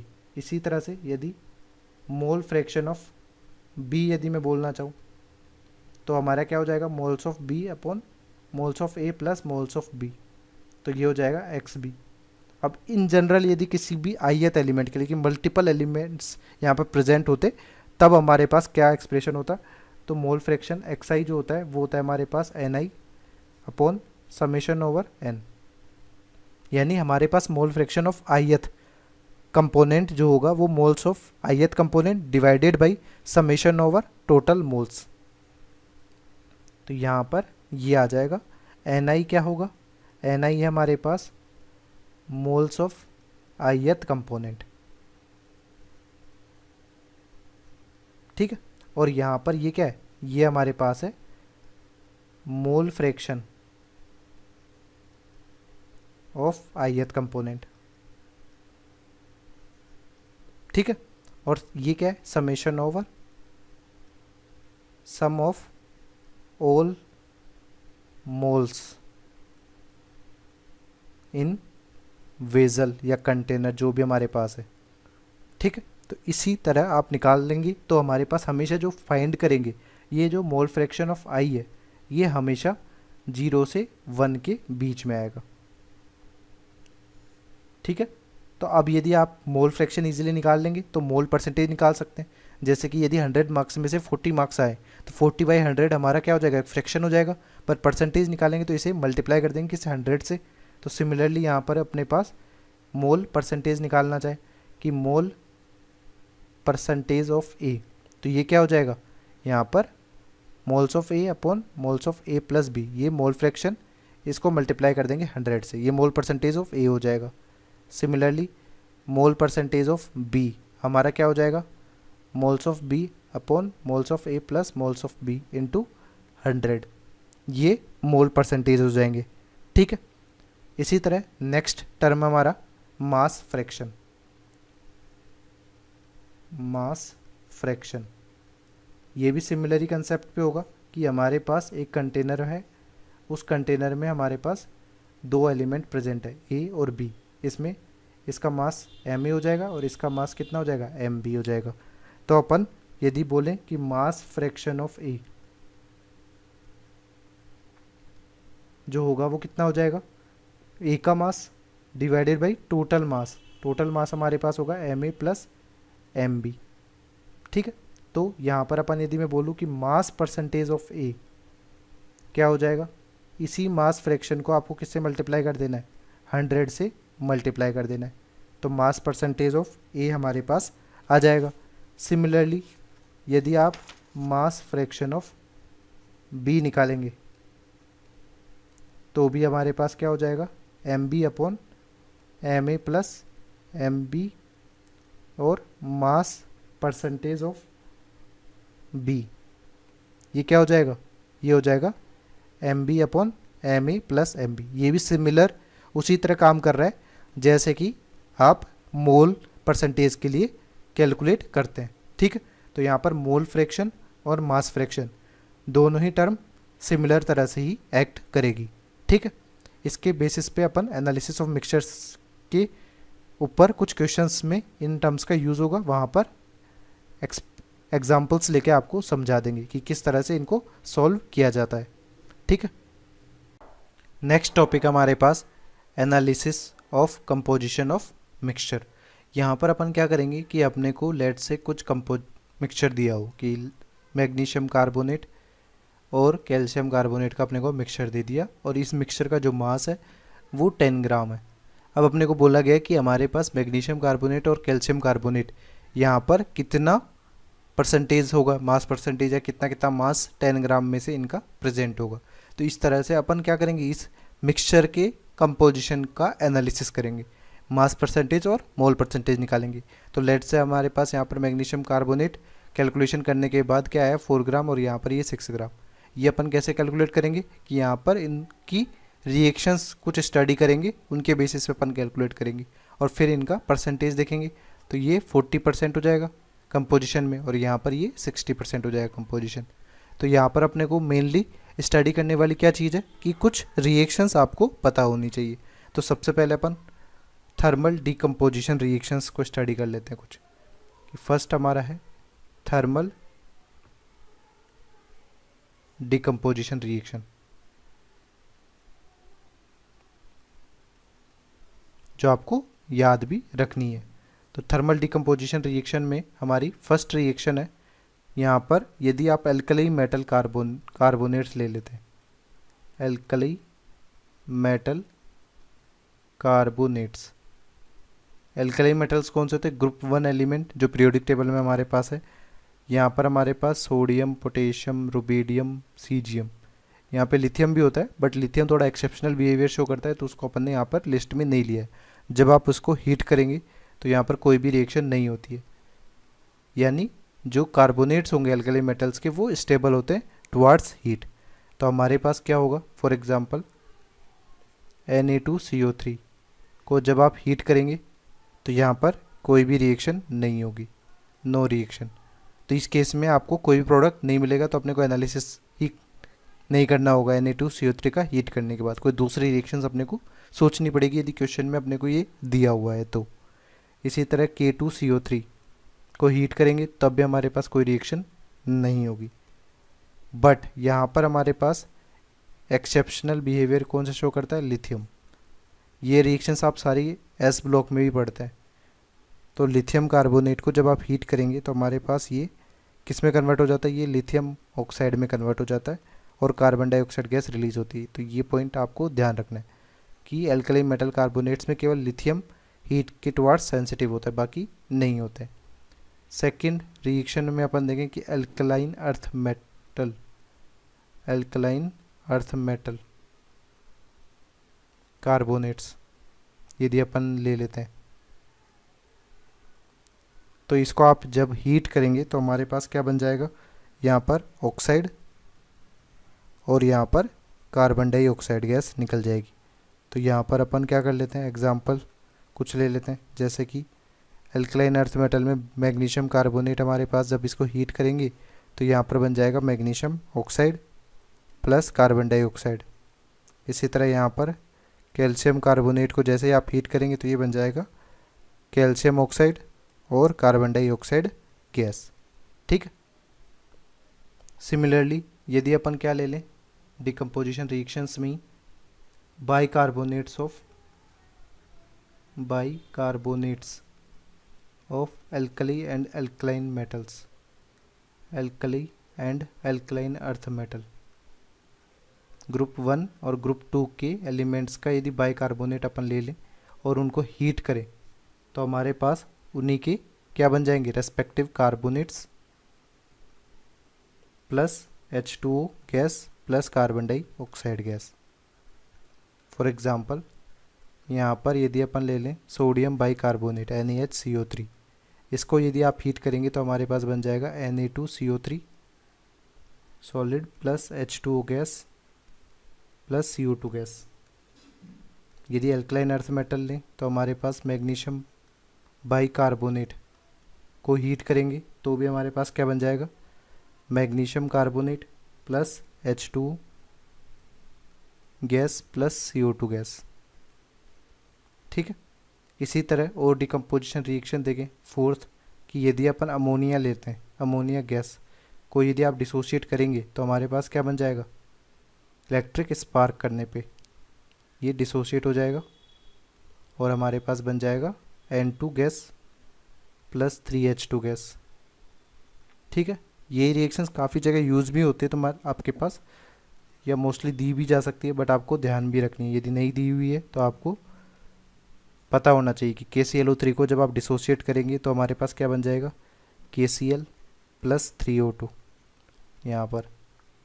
ठीक है, तो ये हमारे कुछ थर्मल डिकम्पोजिशन रिएक्शंस हो गई। इसी तरह हमारी जो कुछ अदर रिएक्शंस देखें, सेकंड पार्ट हमारा जो हो गया कंबशन रिएक्शन। कंबशन रिएक्शन में हमारे पास क्या होता है, मेनली ऑक्सीजन के साथ में रिएक्शन होती है। किसी भी कंपाउंड की कंबशन करा रहे हो तो सबसे पहला पोर्शन अपन कर लेते हैं combustion of hydrocarbon. Combustion of hydrocarbon, इस टॉपिक को अपन ने थोड़ा सा बैलेंसिंग के टाइम पे पढ़ा था, तो यहाँ पर डायरेक्टली मैं जनरलाइज फॉर्म लिख रहा हूँ इसका। किसी भी हाइड्रोकार्बन के लिए CXHY plus X plus Y/4O2 ये बनाता है हमारे पास X मोल CO2 प्लस Y/2 H2O। ये हमारा किसी भी हाइड्रोकार्बन के लिए जनरलाइज फॉर्म हो जाएगा, बैलेंस्ड केमिकल इक्वेशन होगी ये। ठीक है, इसके बेसिस पे एक एग्जांपल देखें तो हमारा क्या हो जाएगा, यदि C3H4 का कंबशन अपन ने कराया तो यहाँ पर CO2 और H2O बनेगा, बट इसमें बैलेंसिंग करनी है अपने को, तो यहाँ पर हमारे पास क्या आ जाएगा 4O2 और यहाँ पर 3CO2 और यहाँ पर 2H2O। ठीक है, अब कंबशन ऑफ हाइड्रोकार्बन से रिलेटेड अपन कुछ क्वेश्चंस करेंगे अभी। एग्जाम्पल 1 है हमारे पास 84 ग्राम of a mixture of C3H4 and O2 is burned, find maximum mass of CO2 that can be produced in this reaction. यानी अपने को मैक्सिमम मास निकालना है CO2 का। सबसे पहले अपन रिएक्शन लिख लेते हैं, C3H4 की रिएक्शन आपने O2 के साथ में कराई तो हमारे पास क्या बनेगा, CO2 प्लस H2O का फॉर्मेशन होगा। यहाँ पर ये 3CO2 हो जाएगा, यहाँ पर 2H2 हो जाएगा और यहाँ पर हमारे पास 4 मोल्स ऑफ O2 हो जाएगा। अब अपने को क्या दिया हुआ है, इस मिक्सचर का मास दिया हुआ है, तो लेट अपने पास इनिशियली इसके जो मोल्स है वो n मोल है। ठीक है, तो कंप्लीट अपने को रिएक्शन करानी पड़ेगी इन दोनों रिएजेंट्स की अपने पास CO2 का मैक्सिमम मास के लिए। कंप्लीटली ये रिएक्ट कर ले एक दूसरे के साथ और डिसोशिएट हो जाए तो मैक्सिमम मास अपने पास CO2 का मिल जाएगा। तो यदि अपन C3H4 का n मोल लेते हैं तो इसी के रेस्पेक्ट में रिक्वायर्ड हमारे पास मोल्स कितने होंगे ऑक्सीजन के, for complete dissociation 4n moles, और ये दोनों अपने पास सेम रेशियो में जैसे स्टाइक्योमेट्रिक रेशियो में, तो कंप्लीट डिसोशिएशन हो जाएगा और हमारे पास क्या बन जाएंगे, यहाँ पर 3 मोल कार्बन डाइऑक्साइड का फॉर्मेशन हो जाएगा, सॉरी 3n मोल, क्योंकि यहाँ पर 1 स्टाइक्योमेट्रिक कोफिशिएंट के रेस्पेक्ट में क्या था 3, यानी 1 मोल C3H4 अपन लेते तो 3 मोल कार्बन डाइऑक्साइड मिल जाता, n मोल अपन ने लिए तो 3n मोल हमारे पास कार्बन डाइऑक्साइड हो जाएगा। अब अपने को n की वैल्यू पता करनी है, तो n की वैल्यू अपन पता कैसे कर सकते हैं कि यहाँ पर हमारे पास दिया हुआ है 84 ग्राम मास मिक्सचर का, तो अपन क्या कर सकते हैं कि n को मल्टीप्लाई कर सकते हैं मोल्स को मोलर मास ऑफ C3H4 से, प्लस यहाँ पर मोल्स को कर सकते हैं मोलर मास ऑफ O2 से, जो कि बराबर किसके हो जाएगा 84 के, क्योंकि ये पूरे मिक्सचर का मास 84 दिया हुआ है। तो यहाँ पर आप सॉल्व करेंगे n into 40 plus 4n into 32 equal to 84, तो यहाँ पर n की वैल्यू आ जाएगी हमारे पास हाफ। तो हमारे पास मैक्सिमम जो मोल्स होंगे वो 3/2 हो जाएंगे कार्बन डाइऑक्साइड के। तो हमारे पास मास ऑफ कार्बन डाइऑक्साइड कितना हो जाएगा, mass of carbon dioxide maximum mass which obtained in this reaction, तो यहाँ पर हो जाएगा 3/2 इंटू 44, तो ये हो जाएगा 66 ग्राम। ठीक है, इसी तरह एक और क्वेश्चन कर लेते हैं कंबशन ऑफ हाइड्रोकार्बन से रिलेटेड। अपने को नेक्स्ट क्वेश्चन है 280 gram of polythene is burnt in excess of O2, find mass of CO2 produced. अब अपन ने क्या किया कि हमारे पास पॉलीथीन है C2H4 का होल एन, इसको बर्न किया, वो भी एक्सेस O2 में। तो हमारे पास क्या बन जाएगा यहाँ पर CO2 बन जाएगा और H2 बन जाएगा। अब यहाँ पर जो कार्बन और हाइड्रोजन है वो बैलेंस होंगे C2H4 होल एन से। तो यदि अपन यहाँ पर देखें बैलेंसिंग के लिए, तो कार्बन के 2n एटम्स है तो यहाँ पर भी 2n एटम्स होंगे, तो 2n यहाँ पर लग देते हैं। यहाँ पर हाइड्रोजन के 4n एटम्स है तो यहाँ पर भी आप 2n कर देंगे तो 4n हो जाएंगे। ऑक्सीजन तो ऑलरेडी एक्सेस में, तो n की वैल्यू आप पुट कर देंगे तो ऑक्सीजन भी बैलेंस हो जाएगा, बट उसकी यहाँ पर रिक्वायरमेंट नहीं है। यहाँ पर क्वेश्चन में ही बोल दिया गया कि अपने को जो कैलकुलेशंस करनी है वो C2H4 के बेसिस पे करनी है, क्योंकि ये O2 के कंपैरिजन में लिमिटिंग रिएक्टेंट होगा। तो यहाँ पर अपने पास क्या दिया हुआ है, ये 280 ग्राम दिया हुआ है, 280 ग्राम दिया हुआ है, तो मोल्स निकाल लेंगे। मोल्स में हमारे पास क्या हो जाएगा 280 डिवाइडेड बाई C2H4 का जो मोलिकुलर वेट होता है सिंपल वो 28 होता है, बट यहाँ पर C2H4 की कितनी n यूनिट्स है, तो इसका मोलिकुलर वेट 28 N हो जाएगा। तो यहाँ पर हमारे पास जो मोल्स हो जाएंगे वो हो जाएंगे 10/n मोल्स। तो अपने को पॉलीथीन के जो मोल्स है 10/n मोल्स है, तो ये कम्प्लीटली डिसोशिएट होगी कार्बन डाइऑक्साइड का फॉर्मेशन करेगा। तो यहाँ पर 1 मोल यदि अपन पॉलीथीन ले रहे हैं तो 2n मोल कार्बन डाइऑक्साइड का फॉर्मेशन हो रहा है। तो 10/n मोल से कितने मोल मिलेंगे, 10/n को मल्टीप्लाई कर देंगे 2n से, तो यहाँ पर हमारे पास ये हो जाएंगे 20 मोल। तो अपने को 20 मोल कार्बन डाइऑक्साइड अपने पास मिल जाएगा। तो mass of carbon dioxide obtained produced जो होगा वो हो जाएगा 20 इंटू 44, तो इसको सॉल्व करेंगे तो ये आ जाएगा 880 ग्राम। तो हमारा CO2 का मास इस तरह से अपन निकाल सकते हैं। ठीक है, नेक्स्ट अपन कुछ अदर रिएक्शंस भी हैं उनके बारे में देख लेते हैं कि यदि न्यूट्रलाइजेशन रिएक्शन हो यानी एसिड और बेस को अपन कर दे तो वहाँ पर सॉल्ट और वाटर का फॉर्मेशन होगा हमेशा। तो H2SO4 प्लस NaOH की Na2SO4 प्लस H2 बन गया। इसी के बाद में हमारे पास यदि अल्कली मेटल्स के नाइट्रेट अपन लेते हैं तो वो हीट करने पे किस में कन्वर्ट होगा, नाइट्राइट में। बट इसमें भी एक्सेप्शन है लिथियम का कि लिथियम नाइट्रेट जो होता है वो हीटिंग के बाद में डिसोशिएट होगा किस में, लिथियम ऑक्साइड में, जैसा कि अल्कलाइन अर्थ मेटल के नाइट्रेट्स डिसोशिएट होते हैं। ठीक है, इसके बाद में हमारे पास फिफ्थ रिएक्शन है कि यदि सोडियम कार्बोनेट की HCl के साथ आप रिएक्शन करा रहे हैं तो ये भी सिंपल एसिड बेस रिएक्शन ही है, बट यहाँ पर क्या होगा यदि 1 मोल HCl अपन ले रहे हैं तब ये केवल किस में कन्वर्ट होगा, NaHCO3 में। फिर ये NaHCO3 HCl के साथ रिएक्शन कर सकता है और H2CO3 बना देगा। तो आपको क्वेश्चन में यदि ये बोला गया है कि Na2CO3 का पार्शियल रिएक्शन करा रहे हैं आप HCl के साथ या पार्शियल न्यूट्रलाइजेशन करा रहे हैं तो केवल फर्स्ट रिएक्शन होती है। यदि कंप्लीट रिएक्शन न्यूट्रलाइजेशन की बात हो रही हो तब अपने पास ये फाइनल नेट रिएक्शन हो जाएगी, ये कंप्लीट न्यूट्रलाइजेशन के केस में हो जाएगी। ठीक है, तो ये दोनों पॉइंट आपको ध्यान रखने कि कई बार मोल्स ऑफ HCl हमारे पास कम होते हैं तो यहाँ पर पार्शियल रिएक्शन ही पॉसिबल होगी, बट यदि मोल्स ऑफ HCl 2 मोल या उससे ज़्यादा है तब यहाँ पर क्या हो जाएगा, कंप्लीट न्यूट्रलाइजेशन हो जाएगा Na2CO3 के मोल्स के बेसिस पे। ये 2 टाइम्स होगा, यहाँ पर Na2CO3 के 1 मोल यदि अपन लेते हैं तो HCl के 2 मोल रिक्वायर्ड होंगे फॉर कंप्लीट न्यूट्रलाइजेशन। तो अपने को मिक्सचर्स पे बेसिस पे कुछ एग्जांपल्स कर लेने। पहला एग्जांपल है 184 gram mixture of calcium carbonate and magnesium carbonate is heated and 44.8 litre CO2 at 1 atm and 0 degree centigrade is obtained. तो यहाँ पर एटमॉस्फेरिक प्रेशर दिया हुआ है, तो 1 मोल गैस का वॉल्यूम कितना होगा 22.4। ठीक है, तो इसके बेसिस पे अपने को पूछा गया है कि final mass percentage of each component, यानी कैल्शियम कार्बोनेट और मैग्नीशियम कार्बोनेट का अपने को क्या करना है, मास परसेंटेज निकालना है। तो सबसे पहले अपन क्या करते हैं कि कैल्शियम कार्बोनेट और मैग्नीशियम कार्बोनेट अपने को मिक्सचर में दिया हुआ है, तो लेट से इन दोनों की जो मास है वो यहाँ पर x ग्राम है, यहाँ पर y ग्राम है। ठीक है, तो यहाँ पर अपने पास क्वेश्चन में क्या दिया हुआ है कि x प्लस वाई जो है वो है 184। ये इक्वेशन 1 हो जाएगी। यहाँ पर अपन मोल्स निकालना चाहे कि मोल्स ऑफ कैल्शियम कार्बोनेट को लेट से मैंने N1 लिख दिया, तो यहाँ पर हो जाएगा x divided by molar mass of calcium carbonate which is 100। Similarly यहाँ पर N2 अपन देखते हैं, तो moles y upon moles of molecular weight of magnesium carbonate which is 84। तो अपने पास CaCO3 और MgCO3 के मोल्स आ गए, प्लस यहाँ पर अपने पास दिया हुआ है 44.8 लीटर कार्बन डाइऑक्साइड गैस।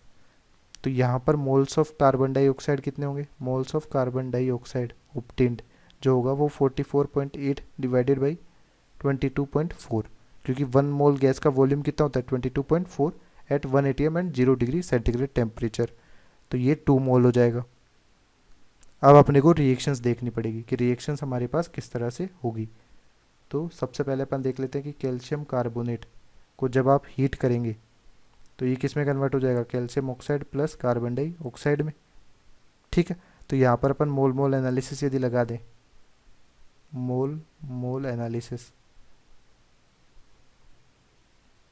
ठीक है, मोल मोल एनालिसिस के बेसिस पे देखें तो moles of calcium carbonate upon stoichiometric coefficient of 1 equal to moles of calcium oxide equal to 1 और moles of carbon dioxide upon 1। तो यहाँ पर मोल्स ऑफ कैल्शियम कार्बोनेट हमारे पास कितना दिया हुआ है, N1 दिया हुआ है, तो मोल्स ऑफ कार्बन डाइऑक्साइड कितना हो जाएगा, ये भी हो जाएगा हमारे पास N1। सिमिलरली हमारे पास क्या दिया हुआ है, मैग्नीशियम कार्बोनेट है, MgCO3 को हीट किया आपने तो ये बन जाएगा MgO प्लस कार्बन डाइऑक्साइड। मोल मोल एनालिसिस यहाँ पर भी अपन लगा देंगे, तो moles of magnesium carbonate by 1 moles of carbon dioxide by 1। तो इससे भी हमारे पास क्या आ गए, मोल्स ऑफ कार्बन डाइऑक्साइड यहाँ पर N2 आ जाएगा क्योंकि ये N2 है। तो यहाँ पर दोनों में अपन ऑब्टेन कर रहे हैं, तब हमारे पास क्या आ रहा है, total moles of carbon dioxide जो है वो हो जाएगा N1 प्लस N2। ठीक है, तो N1 प्लस N2 जो है वो हमारा 2 मोल है, और N1 और N2 की वैल्यू अपन ने निकाल रखी है, ये कितनी है, x by 100 plus y by 84 equal to 2 mole. अब ये इक्वल टू 2 मोल कब होगा, जब x और y की वैल्यूज हमारे पास क्या हो, पॉसिबल व्हेन x इज 100 ग्राम और y इज 84 ग्राम, तब हमारे पास ये यूनिट 1 हो जाएगी, इसी तरह ये यूनिट 1 हो जाएगी और हमारा 2 मोल ये वैल्यू फाइनल हो जाएगी। ठीक है, तो इस तरह से अपने को क्या आ गए, x और y यानी मास ऑफ CaCO3 और MgCO3 कैलकुलेट अपन ने कर लिया। अब अपने को मास परसेंटेज चाहिए, तो अपन बोलें कि मास परसेंटेज ऑफ CaCO3 जो है वो हमारा कितना हो जाएगा, CaCO3 का mass which is 100 gram divided by total 184 into 100। इसी तरह से मास परसेंटेज ऑफ MgCO3 वो हो जाएगा हमारे पास 84 अपॉन 184 इंटू 100। तो कैल्शियम कार्बोनेट का मास परसेंटेज हमारे पास कितना होगा, ये हो जाएगा अराउंड 54.34% और यहाँ पर अराउंड हो जाएगा 45.65%। तो ये हमारे मास परसेंटेज हो जाएंगे ईच कंपोनेंट के। ठीक है, इसी बेसिस पे नेक्स्ट हमारा क्वेश्चन है एग्जांपल का, 190 gram mixture of Na2CO3 and NaHCO3 is heated and 11.2 liter CO2 at STP is found. Calculate mass percentage of NaHCO3 in the mixture. तो हमारे पास सबसे पहले वही करते हैं कि मास ऑफ Na2CO3 यहाँ पर और मास ऑफ NaHCO3 इनको अपन मान लेते हैं। तो लेट से ये x ग्राम है और यहाँ पर ये y ग्राम है, इसके मोल्स अपन निकालें तो N1 इक्वल टू हमारे पास हो जाएगा x अपॉन यहाँ पर y अपॉन Na2CO3 का मास होता है 106 और हमारे पास N2 जो हो जाएगा, ये N2 करते हैं, ये N1 करते हैं, NaHCO3 को पहले मैं ले रहा हूँ, तो यहाँ पर ये हो जाएगा x अपॉन 84। ठीक है। इसके साथ ही हमारे पास क्या दिया हुआ है, यहाँ पर 11.2 लीटर CO2 गैस दी हुई है। तो मोल्स ऑफ कार्बन डाइऑक्साइड जो हो जाएंगे वो हो जाएंगे 11.2 अपॉन 22.4 यानी हाफ मोल हमारे पास कार्बन डाइऑक्साइड ऑब्टेन्ड हो रही है। तो रिएक्शंस देखें तो Na2CO3 को जब आप हीट करते हैं तो हमारे पास कोई रिएक्शन नहीं होती, नो रिएक्शन। तो कार्बन डाइऑक्साइड जो अपने पास ऑब्टेन्ड होगी वो केवल NaHCO3 के हीट करने पे ही ऑब्टेन्ड होगी। जब आप इसको हीट करेंगे तो हमारे पास बन जाएगा Na2CO3 plus CO2 plus H2। अब यहाँ पर आप बैलेंसिंग कर दें इस रिएक्शन को तो यहाँ पर 2NaCO3 बन जाएगा, फिर Na2CO3 plus CO2 plus H2। अब यहाँ पर मोल मोल एनालिसिस लगा देते हैं। तो मोल मोल एनालिसिस लगाएंगे तो moles of NaHCO3 divided by stoichiometric coefficient equal to हमारे पास moles of carbon dioxide upon 1, क्योंकि अपने को कार्बन डाइऑक्साइड से ही मतलब है। तो यहाँ पर मोल्स ऑफ कार्बन डाइऑक्साइड और मोल्स ऑफ NaHCO3 हमारे पास जो था वो N1 था यहाँ पर। ठीक है, तो यहाँ पर क्या हो जाएगा, यहाँ पर N1/2 moles of carbon dioxide जो कि अपने पास हाफ है। तो N1 की वैल्यू हमारे पास क्या आ जाएगी, 1 मोल, यानी मोल्स ऑफ NaHCO3 हमारे पास आ गए। तो इससे हमारे पास क्या हो जाएगा, मास ऑफ NaHCO3 जो हो जाएगा x ग्राम अपन ने बोला है, वो कितना होगा, mole multiply by molecular weight of NaHCO3 which is 84। तो यहाँ पर 84 ग्राम मास ऑफ NaHCO3 आ गया। अब अपने को NaHCO3 का मास आ चुका है तो मास परसेंटेज भी अपन इजीली निकाल लेंगे। मास percentage of NaHCO3, mass of NaHCO3 x upon total mass 190 into 100। तो यहाँ पर x की वैल्यू कितनी है, 84 अपॉन 190 इंटू 100। तो हमारे पास आंसर जो हो जाएगा वो हो जाएगा 44.2%। ठीक है, इसी बेसिस पे एक और क्वेश्चन करते हैं। नेक्स्ट एग्जांपल हमारे पास 190 gram mixture of Na2CO3 and NaHCO3 required 109.5 gram HCl for complete neutralisation. यहाँ पर कंप्लीट न्यूट्रलाइजेशन हो रहा है। Calculate mass percentage of NaHCO3 in mixture. तो सिमिलरली यहाँ पर हमारे पास क्या है, मास ऑफ Na2CO3 अपन ने मान लिया x gram, mass of NaHCO3 अपन ने मान लिया y ग्राम। यहाँ पर मोल्स हमारे पास हो गए N1 x अपॉन 106, यहाँ पर मोल्स हो गए N2 y अपॉन 84, प्लस यहाँ पर जो मास है वो x प्लस y हो गया इक्वल टू 1 अपॉन 190। तो ये इक्वेशन 1 हो गई। अब हमारे पास यहाँ पर मास ऑफ HCl भी दिया हुआ है तो इससे अपन मोल्स निकाल सकते हैं। मास ऑफ HCl इज़ 109.5 ग्राम। तो मोल्स ऑफ HCl हमारे पास कितना हो जाएगा, 109.5 divided by molecular weight of HCl which is 36.5 ग्राम। तो यहाँ पर हमारे पास ये आ जाएगा 3 मोल। 3 मोल HCl हमारे पास कंप्लीट रिएक्शन में यूज़ हो रहा है। अब रिएक्शंस अपन करा लेते हैं। तो सबसे पहले देखिए NaHCO3 कि HCl के साथ जब आप रिएक्शन कराएंगे तो हमारे पास क्या बनेगा, यहाँ पर बनेगा H2CO3 प्लस NaCl। तो यहाँ पे तो अपने को कोई प्रॉब्लम नहीं है। यहाँ पर यदि NaHCO3 की 1 मोल लेते हैं तो HCl का भी 1 मोल होगा। तो NaHCO3 का हमारे पास यहाँ पर N2 मोल्स है। तो अपने को N2 मोल्स के रेस्पेक्ट में HCl भी कितना रिक्वायर्ड होगा, N2 मोल्स ही रिक्वायर्ड होगा। ठीक है, इसी तरह यदि अपन Na2CO3 लेते हैं, अब Na2CO3 में अपन क्या करा रहे हैं, कंप्लीट न्यूट्रलाइजेशन करा रहे हैं। यानी जो मैंने आपको रिएक्शंस बताई थी उसमें 2 HCl यूज़ होगा कंप्लीटली न्यूट्रलाइज होने के लिए, H2CO3 प्लस NaCl, यहाँ पर 2 NaCl हो जाएगा। ठीक है, अब यहाँ पर देखिए, यहाँ पर यदि N1 मोल्स है तो कंप्लीट रिएक्शन के लिए कितने रिक्वायर्ड होंगे, 2 N1 मोल्स HCl के रिक्वायर्ड होंगे। अब अपन देखें यहाँ पर टोटल HCl जो रिक्वायर्ड हो रहा है, टोटल HCl रिक्वायर्ड वो हो रहा है हमारे पास 2N1 plus N2 equal to 3, ये हो जाएगा। अब N1 और N2 की वैल्यू आप पुट करेंगे तो 2 इंटू N1 हमारे पास है x upon 106 plus y upon 84 equal to 3। अभी इस इक्वेशन में आप देखिए कि ये इक्वेशन कब फुलफिल्ड होगी, व्हेन x की वैल्यू आप क्या पुट कर दें, 106, कि जिससे ये रेशियो हमारे पास क्या आ जाएगा 1, 2 इंटू 1 1, और y की वैल्यू क्या रख दें 84 रख दें। तो हमने को x और y पता लग गए। अब अपने को मास परसेंटेज ऑफ NaHCO3 पता करना है। तो मास ऑफ NaHCO3 हमारे पास क्या है y है।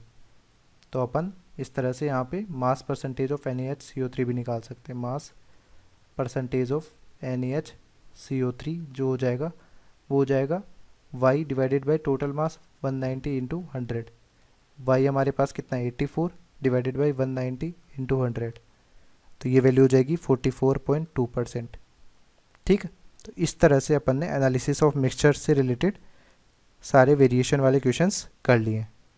ठीक है, now next topic is experimental methods to determine the molecular weight and atomic weight. कि अपन कुछ एक्सपेरिमेंटल मेथड्स को स्टडी करेंगे जिनसे मोलिकुलर वेट निकाल सकते हैं किसी कंपाउंड का, या एटॉमिक वेट निकाल सकते हो किसी एलिमेंट का। तो पहला हमारा जो मेथड है वो है silver salt method.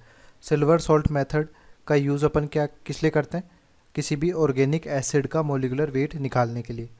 It is used to determine molecular weight of organic acid. और किसी भी ऑर्गेनिक एसिड का मोलिकुलर वेट निकालने के लिए सिल्वर सॉल्ट मेथड का अपन यूज़ करते हैं। अब इसमें हमारे पास टर्म्स कैसे यूज़ होंगे, जैसे कि कोई भी ऑर्गेनिक एसिड है, लेट से CH3COOH है, तो ऑर्गेनिक एसिड में एक टर्म अपन डिफाइन करते हैं बेसिसिटी। बेसिसिटी हमारी क्या होगी, number of H plus ion given, number of H plus ion given. तो यहाँ पर CH3COOH की केस में बेसिसिटी कितनी हो जाएगी 1 हो जाएगी। सिमिलरली यदि आप ले लें ऑक्जेलिक एसिड COOH, तो इसके केस में हमारी जो बेसिसिटी हो जाएगी वो कितनी हो जाएगी 2। ठीक है, तो इस टर्म का भी अपने पास इस क्वेश्चन को सॉल्व करते वक्त यूज़ होगा। तो हमारे पास सिल्वर सॉल्ट मेथड का प्रोसीजर क्या होगा, कि हमारा प्रोसीजर कि सिल्वर सॉल्ट मेथड में अपन एक्सपेरिमेंट किस तरह से करेंगे। तो यहाँ पर क्या होगा प्रोसेस, कि एक ऑर्गेनिक एसिड अपन ने लिया, लेट से एक ऑर्गेनिक एसिड अपन ने लिया AHN, जिसकी जो बेसिसिटी है वो हमारे पास है n, कि ये number of H plus ion given जो है इसके पास वो H प्लस है। इसकी रिएक्शन आप किसके साथ करा देंगे, AgNO3 के साथ में रिएक्शन करा देंगे, जिससे ये ऑर्गेनिक एसिड जो होगा वो एक सिल्वर सॉल्ट में कन्वर्ट हो जाएगा। जितने भी H प्लस है वो रिप्लेस्ड हो जाएंगे Ag से, तो यहाँ पर AgN बन जाएगा। ये हमारा सिल्वर सॉल्ट है। फिर इस सिल्वर सॉल्ट को जैसे आप हीट करेंगे तो यहाँ पर टोटली जो सिल्वर था वो एक्सट्रैक्ट आउट हो जाएगा। तो यहाँ पर सिल्वर एक्सट्रैक्ट आउट हो जाएगा, ये हमारा प्योर सिल्वर है। ये हमारा पूरा सिल्वर सॉल्ट मेथड है। अब यहाँ पर हमारे पास क्या है, जो ऑर्गेनिक एसिड दिया हुआ है इसका मॉलिक्यूलर वेट अपने को कैलकुलेट करना है।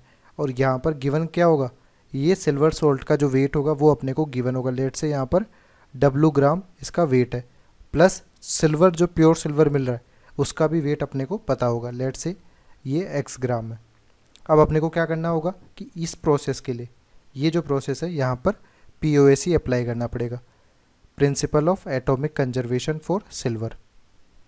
तो यहाँ पर अपन देखें इस सिल्वर सॉल्ट में हमारे पास जो मोल्स ऑफ सिल्वर होंगे वो n टाइम्स हो जाएंगे, क्योंकि इसकी सिल्वर की एटोमिसिटी जो है वो n है। तो यहाँ पर n into moles of AgN silver salt equal to हमारे पास क्या हो जाएगा 1 इंटू मोल्स ऑफ सिल्वर। अब अपन मोल्स ऑफ सिल्वर यहाँ पर निकालें तो क्या हो जाएगा, इसका weight divided by molecular weight of salt, molecular weight of this silver salt equal to हमारे पास क्या होगा, यहाँ पर 1 इंटू यहाँ पर मास x दिया हुआ है और इसका सिल्वर का जो मोल एटॉमिक वेट जो होगा, एटॉमिक वेट वो होता है हमारे पास 108। अब यहाँ पर आप देखेंगे कि जो मोलिकुलर वेट टर्म अपन लिखेंगे, मोलिकुलर वेट टर्म में हमारे पास क्या आ जाएगा यहाँ पर, या इससे आप मोलिकुलर वेट ऑफ सॉल्ट निकाल लीजिए। ऐसा कीजिए कि यहाँ पर मोलिकुलर वेट ऑफ सॉल्ट अपन ने निकाल लिया, ये हमारे पास कितना आएगा 108 small n capital W upon X, ये आ गया। ठीक है, अब जो सॉल्ट है उसमें AgN है, तो यानी अपने को क्या चाहिए, अपने को ऑर्गेनिक एसिड में A तो है ही, HN चाहिए और AgN को हटाना है। तो यदि अपन मोलिकुलर वेट ऑफ एसिड यदि निकालना चाहते हैं, ठीक है, तो सिंपली अपने को क्या करना है, यहाँ पर इसका जो मास होगा मोलिकुलर वेट का, वो मोलिकुलर वेट ऑफ A या molar mass of A plus n times of molar mass of Ag होगा। तो इससे आप मोलर मास ऑफ A निकाल कर भी यहाँ पर रख सकते हैं, या आप इस तरह से भी लिख सकते हैं कि मोलिकुलर वेट ऑफ सॉल्ट में से अपन क्या करते हैं, यहाँ पर इसका एटॉमिक वेट सिल्वर का माइनस कर देंगे n टाइम्स करके इसको, तो यहाँ पर क्या हो जाएगा, मोलिकुलर वेट ऑफ सिल्वर, यहाँ पर अपन कर देते हैं प्लस, सॉरी ये एटॉमिक वेट है क्योंकि सिल्वर तो एक ही एलिमेंट है, एटॉमिक वेट, और इसमें क्या ऐड कर देंगे, यहाँ पर HN को ऐड कर देंगे, तो n times of atomic weight of hydrogen, ये हमारा मोलिकुलर वेट ऑफ एसिड आ जाएगा। अब इसको आप यदि सॉल्व कर लें तो 108 NW upon X minus 108 N, ये हो जाएगा, प्लस यहाँ पर N इंटू 1 हो जाएगा। ठीक है, जब आप इसको और सॉल्व कर लेंगे तो हमारे पास मोलिकुलर वेट ऑफ एसिड जो हो जाएगा वो हो जाएगा n times of 108 into W upon X minus 107। ये हमारा फॉर्मूला की तरह भी आप यूज़ कर सकते हैं किसी भी ऑर्गेनिक एसिड के लिए, जहाँ पर N क्या है, बेसिसिटी है, W क्या है, सिल्वर सॉल्ट का मास है, और हमारे पास X जो है वो प्योर सिल्वर का मास है। ठीक है, तो इसी के बेसिस पे क्वेश्चन कर लेते हैं अपन। तो हमारे पास क्वेश्चन है 0.41 gram of silver salt of a dibasic acid on heating left a residue of 0.216 gram, find molecular weight of acid. तो हमारे पास डाई बेसिक एसिड है, यानी ये दिया होगा H2A, जिसका आप सिल्वर सॉल्ट बनाएंगे तो ये बन जाएगा Ag2O, इससे आपके पास सिल्वर प्योर बन जाएगा यहाँ पर। ठीक है, अब यहाँ पर अपने पास मोल्स निकालने पड़ेंगे इसके, तो मोल्स इसके जो निकालेंगे आप, वो क्या होगा, इसका मास 0.41 divided by molecular weight of Ag2O। ये मोल्स ऑफ सिल्वर अपन निकालना चाहें तो हमारे पास क्या होगा, 0.216 डिवाइडेड बाई 108, जो कि सिल्वर का एटॉमिक वेट है। अब अपन यहाँ पर POAC फॉर सिल्वर लगा देंगे,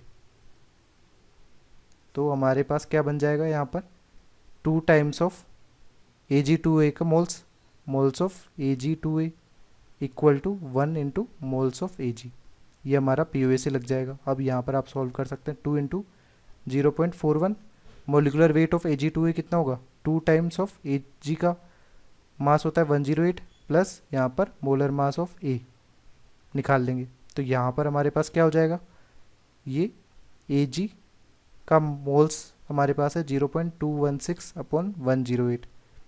ठीक है, अब इस इक्वेशन से आप क्या निकालेंगे, मोलर मास ऑफ A निकालेंगे। इस मोलर मास A को अपन जब मोलिकुलर वेट ऑफ H2O लिखेंगे तो क्या होगा, यहाँ पर होगा 2 into 1 plus molar mass of A, यहाँ से वैल्यू यहाँ पर पुट करेंगे तो हमारे पास फाइनली जो आंसर आ जाएगा वो 196 ग्राम आ जाएगा। ठीक है,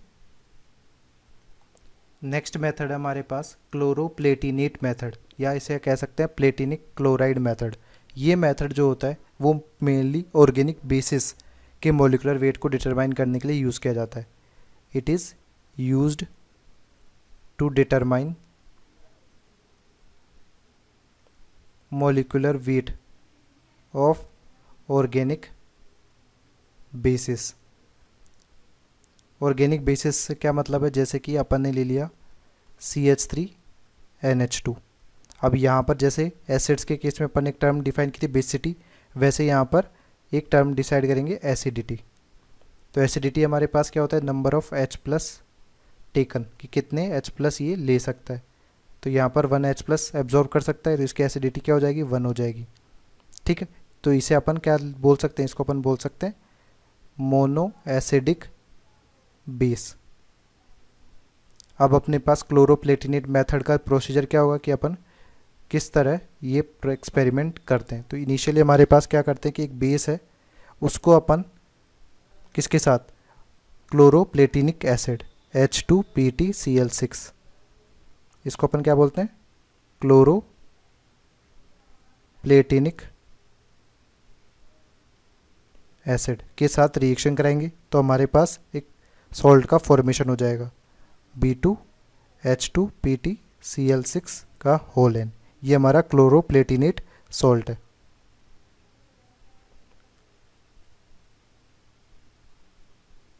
ठीक है, इस सॉल्ट को आप क्या करेंगे, जैसे ही हीट करेंगे तो यहाँ पर प्योर प्लेटिनम हमारे पास मिल जाएगा, pure platinum.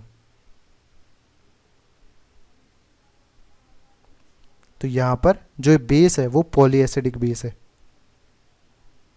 Poly acidic base.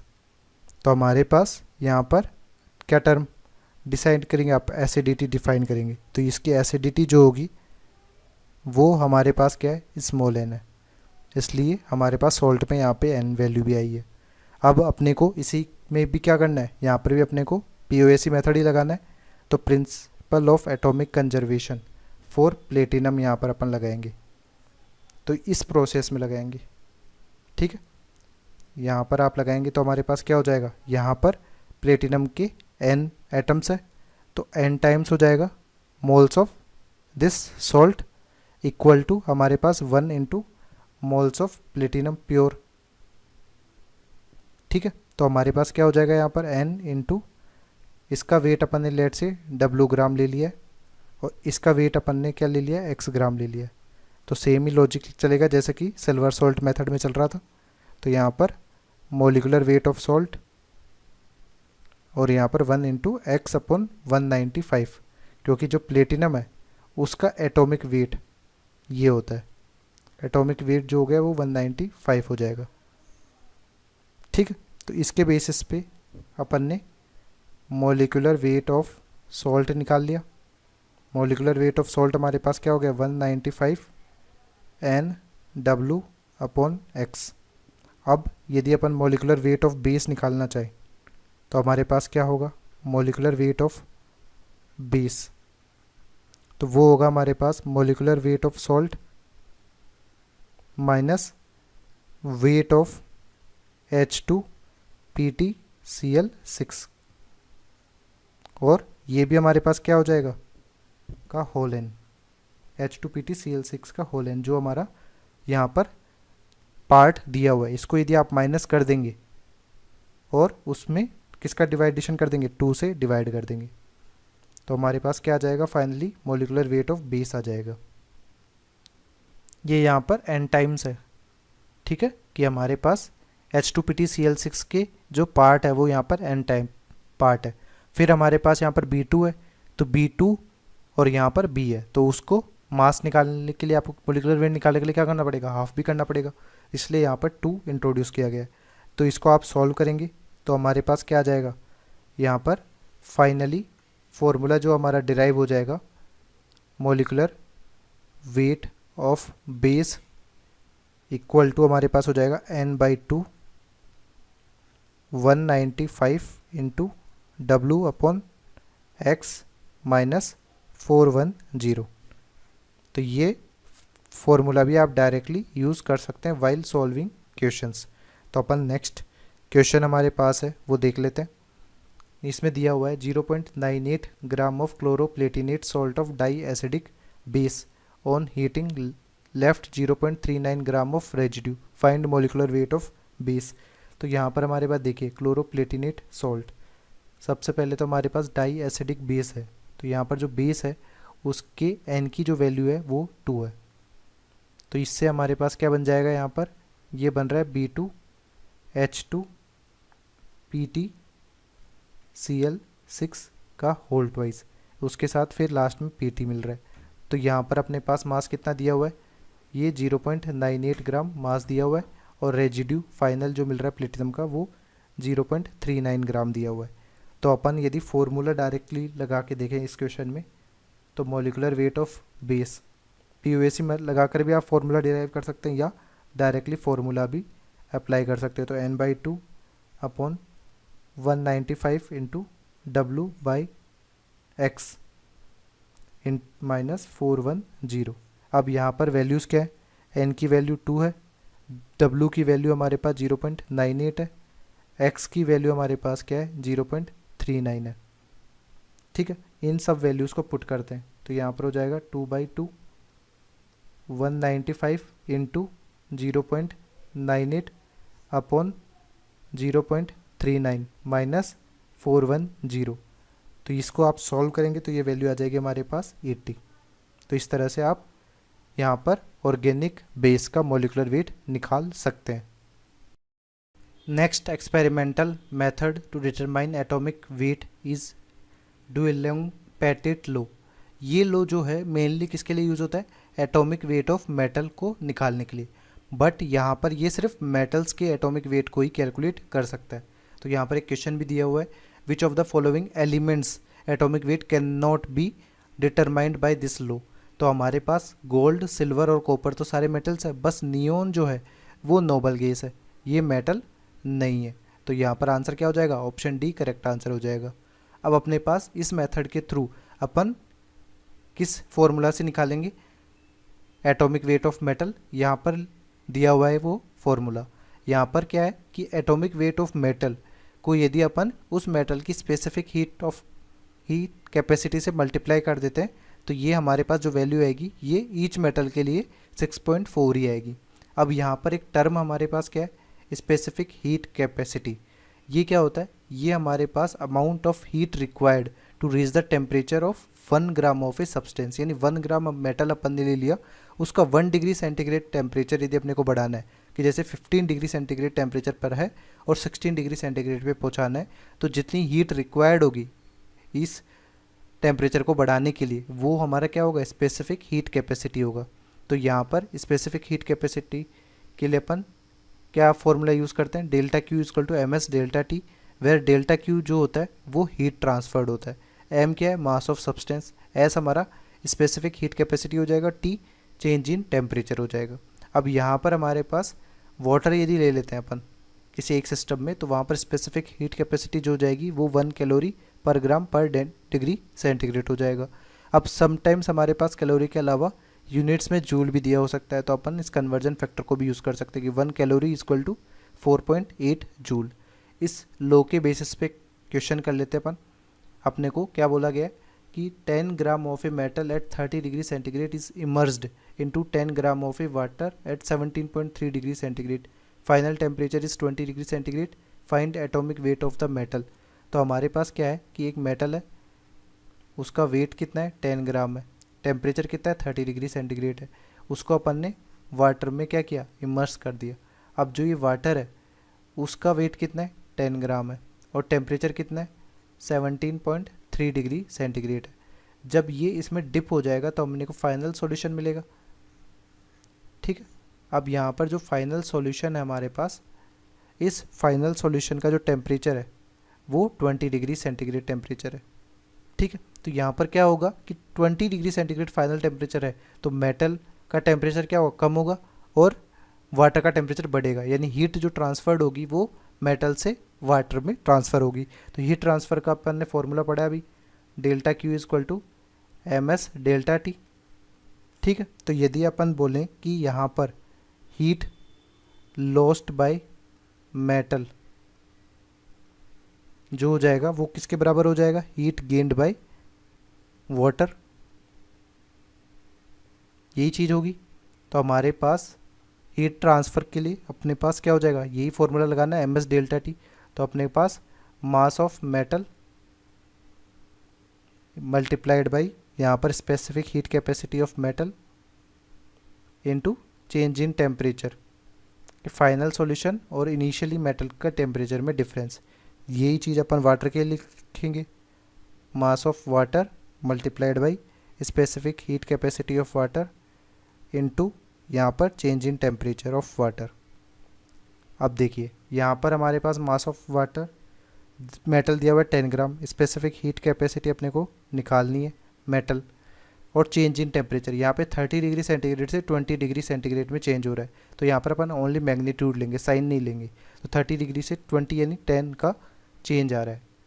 फिर हमारे पास मास ऑफ वाटर भी 10 ग्राम है। Specific heat capacity of water जो होती है वो 1 ग्राम 1 कैलोरी पर ग्राम डिग्री सेंटीग्रेड होती है।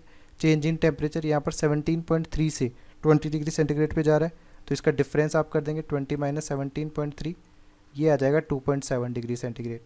तो यहाँ पर अपन इस तरह से specific heat capacity of metal निकाल सकते हैं, जो कि हो जाएगा 0.27 कैलोरी पर ग्राम पर डिग्री सेंटीग्रेड।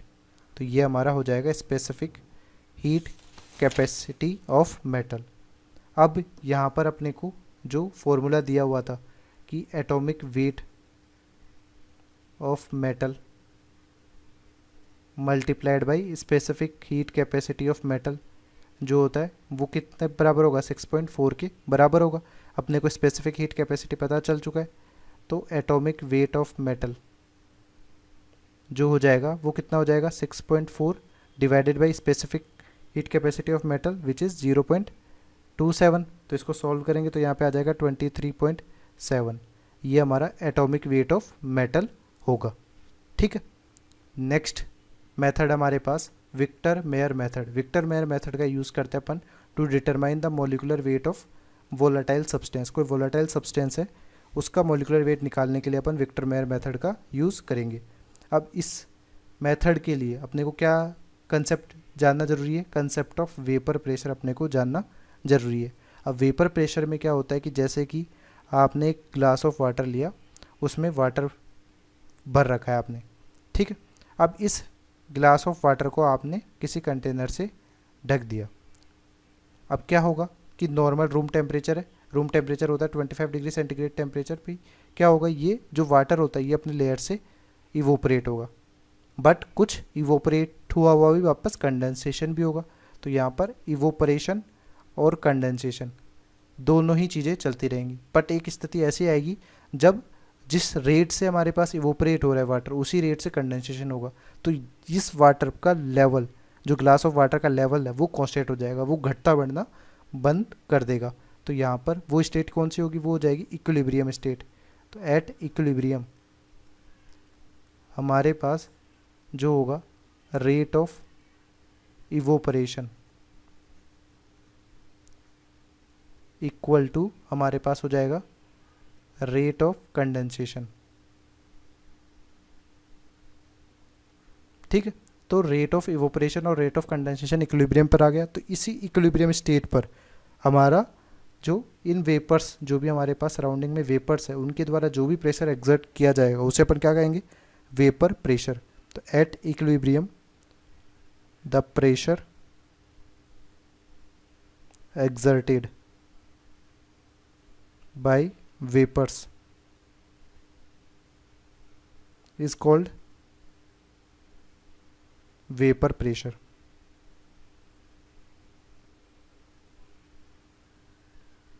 ठीक है, और हमारे पास यदि यही वेपर प्रेशर टर्म आपके वाटर के लिए बोली जाती तो उसको अपन वेपर प्रेशर के साथ साथ क्या बोल सकते हैं, एक्वस टेंशन भी बोल सकते हैं। 4H2O vapour pressure is also known as aqueous tension।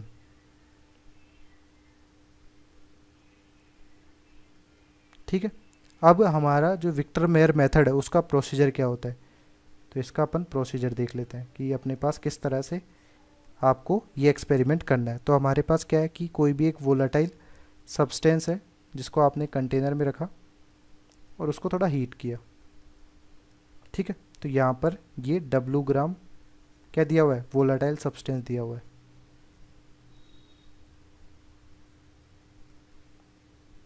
Volatile substance दिया हुआ है। अब इस वोलेटाइल सब्सटेंस से अपने पास जो ये वेट मास निकलेगा उसको अपन क्या कर देंगे, उसको अपन डिप कर देंगे एक वाटर सैंपल में। ठीक है, और वहाँ पर यहाँ पर देखेंगे तो क्या होगा, इवोपरेशन की वजह से H2 गैस भी होगी और यहाँ पर प्लस में ये वोलाटाइल सब्सटेंस भी होगा, वोलाटाइल सब्सटेंस भी होगा। ठीक है, तो वेपर्स ऑफ वोलाटाइल सब्सटेंस और H2 वेप, यहाँ पर जो वाटर है उसकी भी गैसेज यहाँ पर अपने को मिलती रहेगी। तो इसके बेसिस पे अपन सॉल्व करते हैं क्वेश्चन को। तो हमारे पास क्या होगा कि टोटल प्रेशर यहाँ पर, लेट से टोटल प्रेशर यहाँ पर जो है वो है हमारा PT mmM ऑफ Hg। ठीक है, इसके साथ ही हमारे पास एक्वस टेंशन यानी वेपर प्रेशर ऑफ H2O, जो यहाँ पर H2O की वेपर्स बनी है वो, उसका प्रेशर कितना दिया हुआ है, एक्वस टेंशन जो है वो small p mmM of Hg दिया हुआ है। तो हमारे पास प्रेशर ऑफ वोलेटाइल सब्सटेंस यदि अपने को निकालना है, प्रेशर ऑफ वोलेटाइल सब्सटेंस, ये हमारे पास हो जाएगा टोटल प्रेशर में से आप एक्वस टेंशन को माइनस कर दीजिए, तो ये हमारा प्रेशर आ जाएगा mm ऑफ Hg में। ठीक है, इसके बाद में हमारे पास वॉल्यूम और टेम्परेचर दिए हुए हैं कि हमारे पास ये जो कंटेनर है इसका वॉल्यूम दिया हुआ है V मिलीलीटर लेट से, और टेम्परेचर जो दिया गया है वो हमारे पास दिया हुआ है T केल्विन। अब इसमें आप क्या कर सकते हैं, अप्लाई कर सकते हैं PV equal to nRT, apply PV equal to nRT only for the vapours of volatile substance, volatile substance. ठीक है, तो अपने को क्या करना है, PV इक्वल टू nRT लगाना है। तो अपने को वोलेटाइल सब्सटेंस का प्रेशर चाहिए। अब प्रेशर चाहिए तो अपने को देखो एक्सप्रेशन किस तरह से लिखेंगे, यहाँ पर ये mm ऑफ Hg में दिया हुआ है, तो इसको अपन एटमॉस्फेरिक प्रेशर में कन्वर्ट कर लेते हैं। तो PT माइनस P अपॉन 760 ये हमारा एटमॉस्फेरिक प्रेशर में आ जाएगा। फिर वॉल्यूम हमारे पास लीटर में दिया हुआ है तो लीटर में कन्वर्ट कर लेंगे 1000 से डिवाइड करके। उसके बाद में हमारे पास N मोल्स चाहिए, तो मोल्स हमारे पास weight divided by molecular weight हो जाएगा इनटू R इनटू T। तो यहाँ पर ये जो प्रेशर टर्म है ये एटमॉस्फेरिक प्रेशर में, और यहाँ पर ये V जो है वो लीटर में। अब जो W हमारे पास यहाँ पे दिया हुआ है ये क्या है, weight of displaced substance, weight of displaced air बोल सकते हैं आप, कि हमारे पास इनिशियली यहाँ पर कुछ एयर्स थी, तो ये वोलेटाइल सब्सटेंस ने अपना कुछ वॉल्यूम ऑक्यूपाई किया होगा, तो उतने ही वॉल्यूम को ऑक्यूपाई किया होगा जितना ये एयर को डिस्प्लेस कर पाया होगा। यहाँ पर MW क्या है, ये है molecular weight of volatile substance, molecular weight of volatile substance. ठीक है, तो यहाँ पर अपने पास विक्टर मेयर मेथड से रिलेटेड फॉर्मूला भी अपने पास आ चुका है, तो इसमें अपने पास मॉलिकुलर वेट को कैलकुलेट आप इजीली कर सकते हैं। बाकी सब पैरामीटर्स आपको यदि दिए हुए हैं तो इसके बेसिस पे क्वेश्चन कर लेते हैं अपन। तो हमारे पास क्वेश्चन है, in a Victor Meyer method 0.2 gram of a volatile substance displaced 63.3 millilitre of air over water at 20 degree centigrade and 740 mm of Hg, calculate the molar mass of substance. तो सबसे पहले अपन देखते हैं कि यहाँ पे टोटल प्रेशर जो दिया गया है, टोटल प्रेशर हमारा किसका होगा, वेट एयर का होगा। तो ये कितना दिया हुआ है, 740 mm ऑफ Hg दिया हुआ है। तो हमारे पास वेट ऑफ ड्राई एयर जो हो जाएगा वो कितना हो जाएगा, 740 में से आप माइनस कर दीजिए किसको, 18 को, तो ये हमारा हो जाएगा 722 mm ऑफ Hg, जिसको एटमॉस्फेरिक प्रेशर में आप कन्वर्ट करना चाहें तो क्या करेंगे, इसको 760 से डिवाइड कर देंगे, तो ये ड्राई एयर का प्रेशर आ जाएगा हमारे पास। ठीक है, अब अपन क्या लगाएंगे, इसी ड्राई एयर जो हमारा क्या है, प्रेशर ऑफ सब्सटेंस है, प्रेशर ऑफ सब्सटेंस जो भी हमारा वोलेटाइल सब्सटेंस है उस पर अपन PV upon nRT, apply PV equal to nRT, sorry ये PV equal to nRT equation को लगाएंगे वोलेटाइल सब्सटेंस के लिए। तो हमारा प्रेशर क्या हो जाएगा, प्रेशर ऑफ सब्सटेंस जो हो जाएगा यहाँ पर अपन लिख देते हैं pressure of substance into volume of सब, यहाँ पे air displaced, volume of air displaced, यही हमारा क्या होगा, इस वोलेटाइल सब्सटेंस के द्वारा ऑक्यूपाई किया गया वॉल्यूम होगा। और यहाँ पे मोल्स निकालने, तो मोल्स के लिए क्या चाहिए, weight divided by molecular weight into R into T. तो हमारे पास देखिए वो प्रेशर ऑफ सब्सटेंस कितना आया यहाँ पे कैलकुलेट करने पे 722/760, volume of air display 63.3 millilitre है, तो लीटर में कन्वर्ट कर लेंगे इसको। उसके बाद हमारे पास वेट अपने पास कितना दिया हुआ है, 0.2 ग्राम दिया हुआ है, और मोलिकुलर वेट अपने पास कैलकुलेट करना है सब्सटेंस का, आर की वैल्यू हो जाएगी 0.0821। टेम्परेचर हमारे पास कितना दिया हुआ है, यहाँ पे 20 डिग्री सेंटीग्रेड टेम्परेचर है, जिसको अपन केल्विन में करेंगे तो 273 + 20 यानी 293 केल्विन। तो इस तरह से यहाँ पर अननोन क्वांटिटी अब केवल मोलिकुलर वेट हो गई, तो अपन इस तरह से molecular weight of substance calculate कर लेंगे और हमारे पास ये आएगा 80। ठीक है, तो इस तरह से आप विक्टर मेयर से रिलेटेड क्वेश्चंस को भी सॉल्व कर सकते हैं।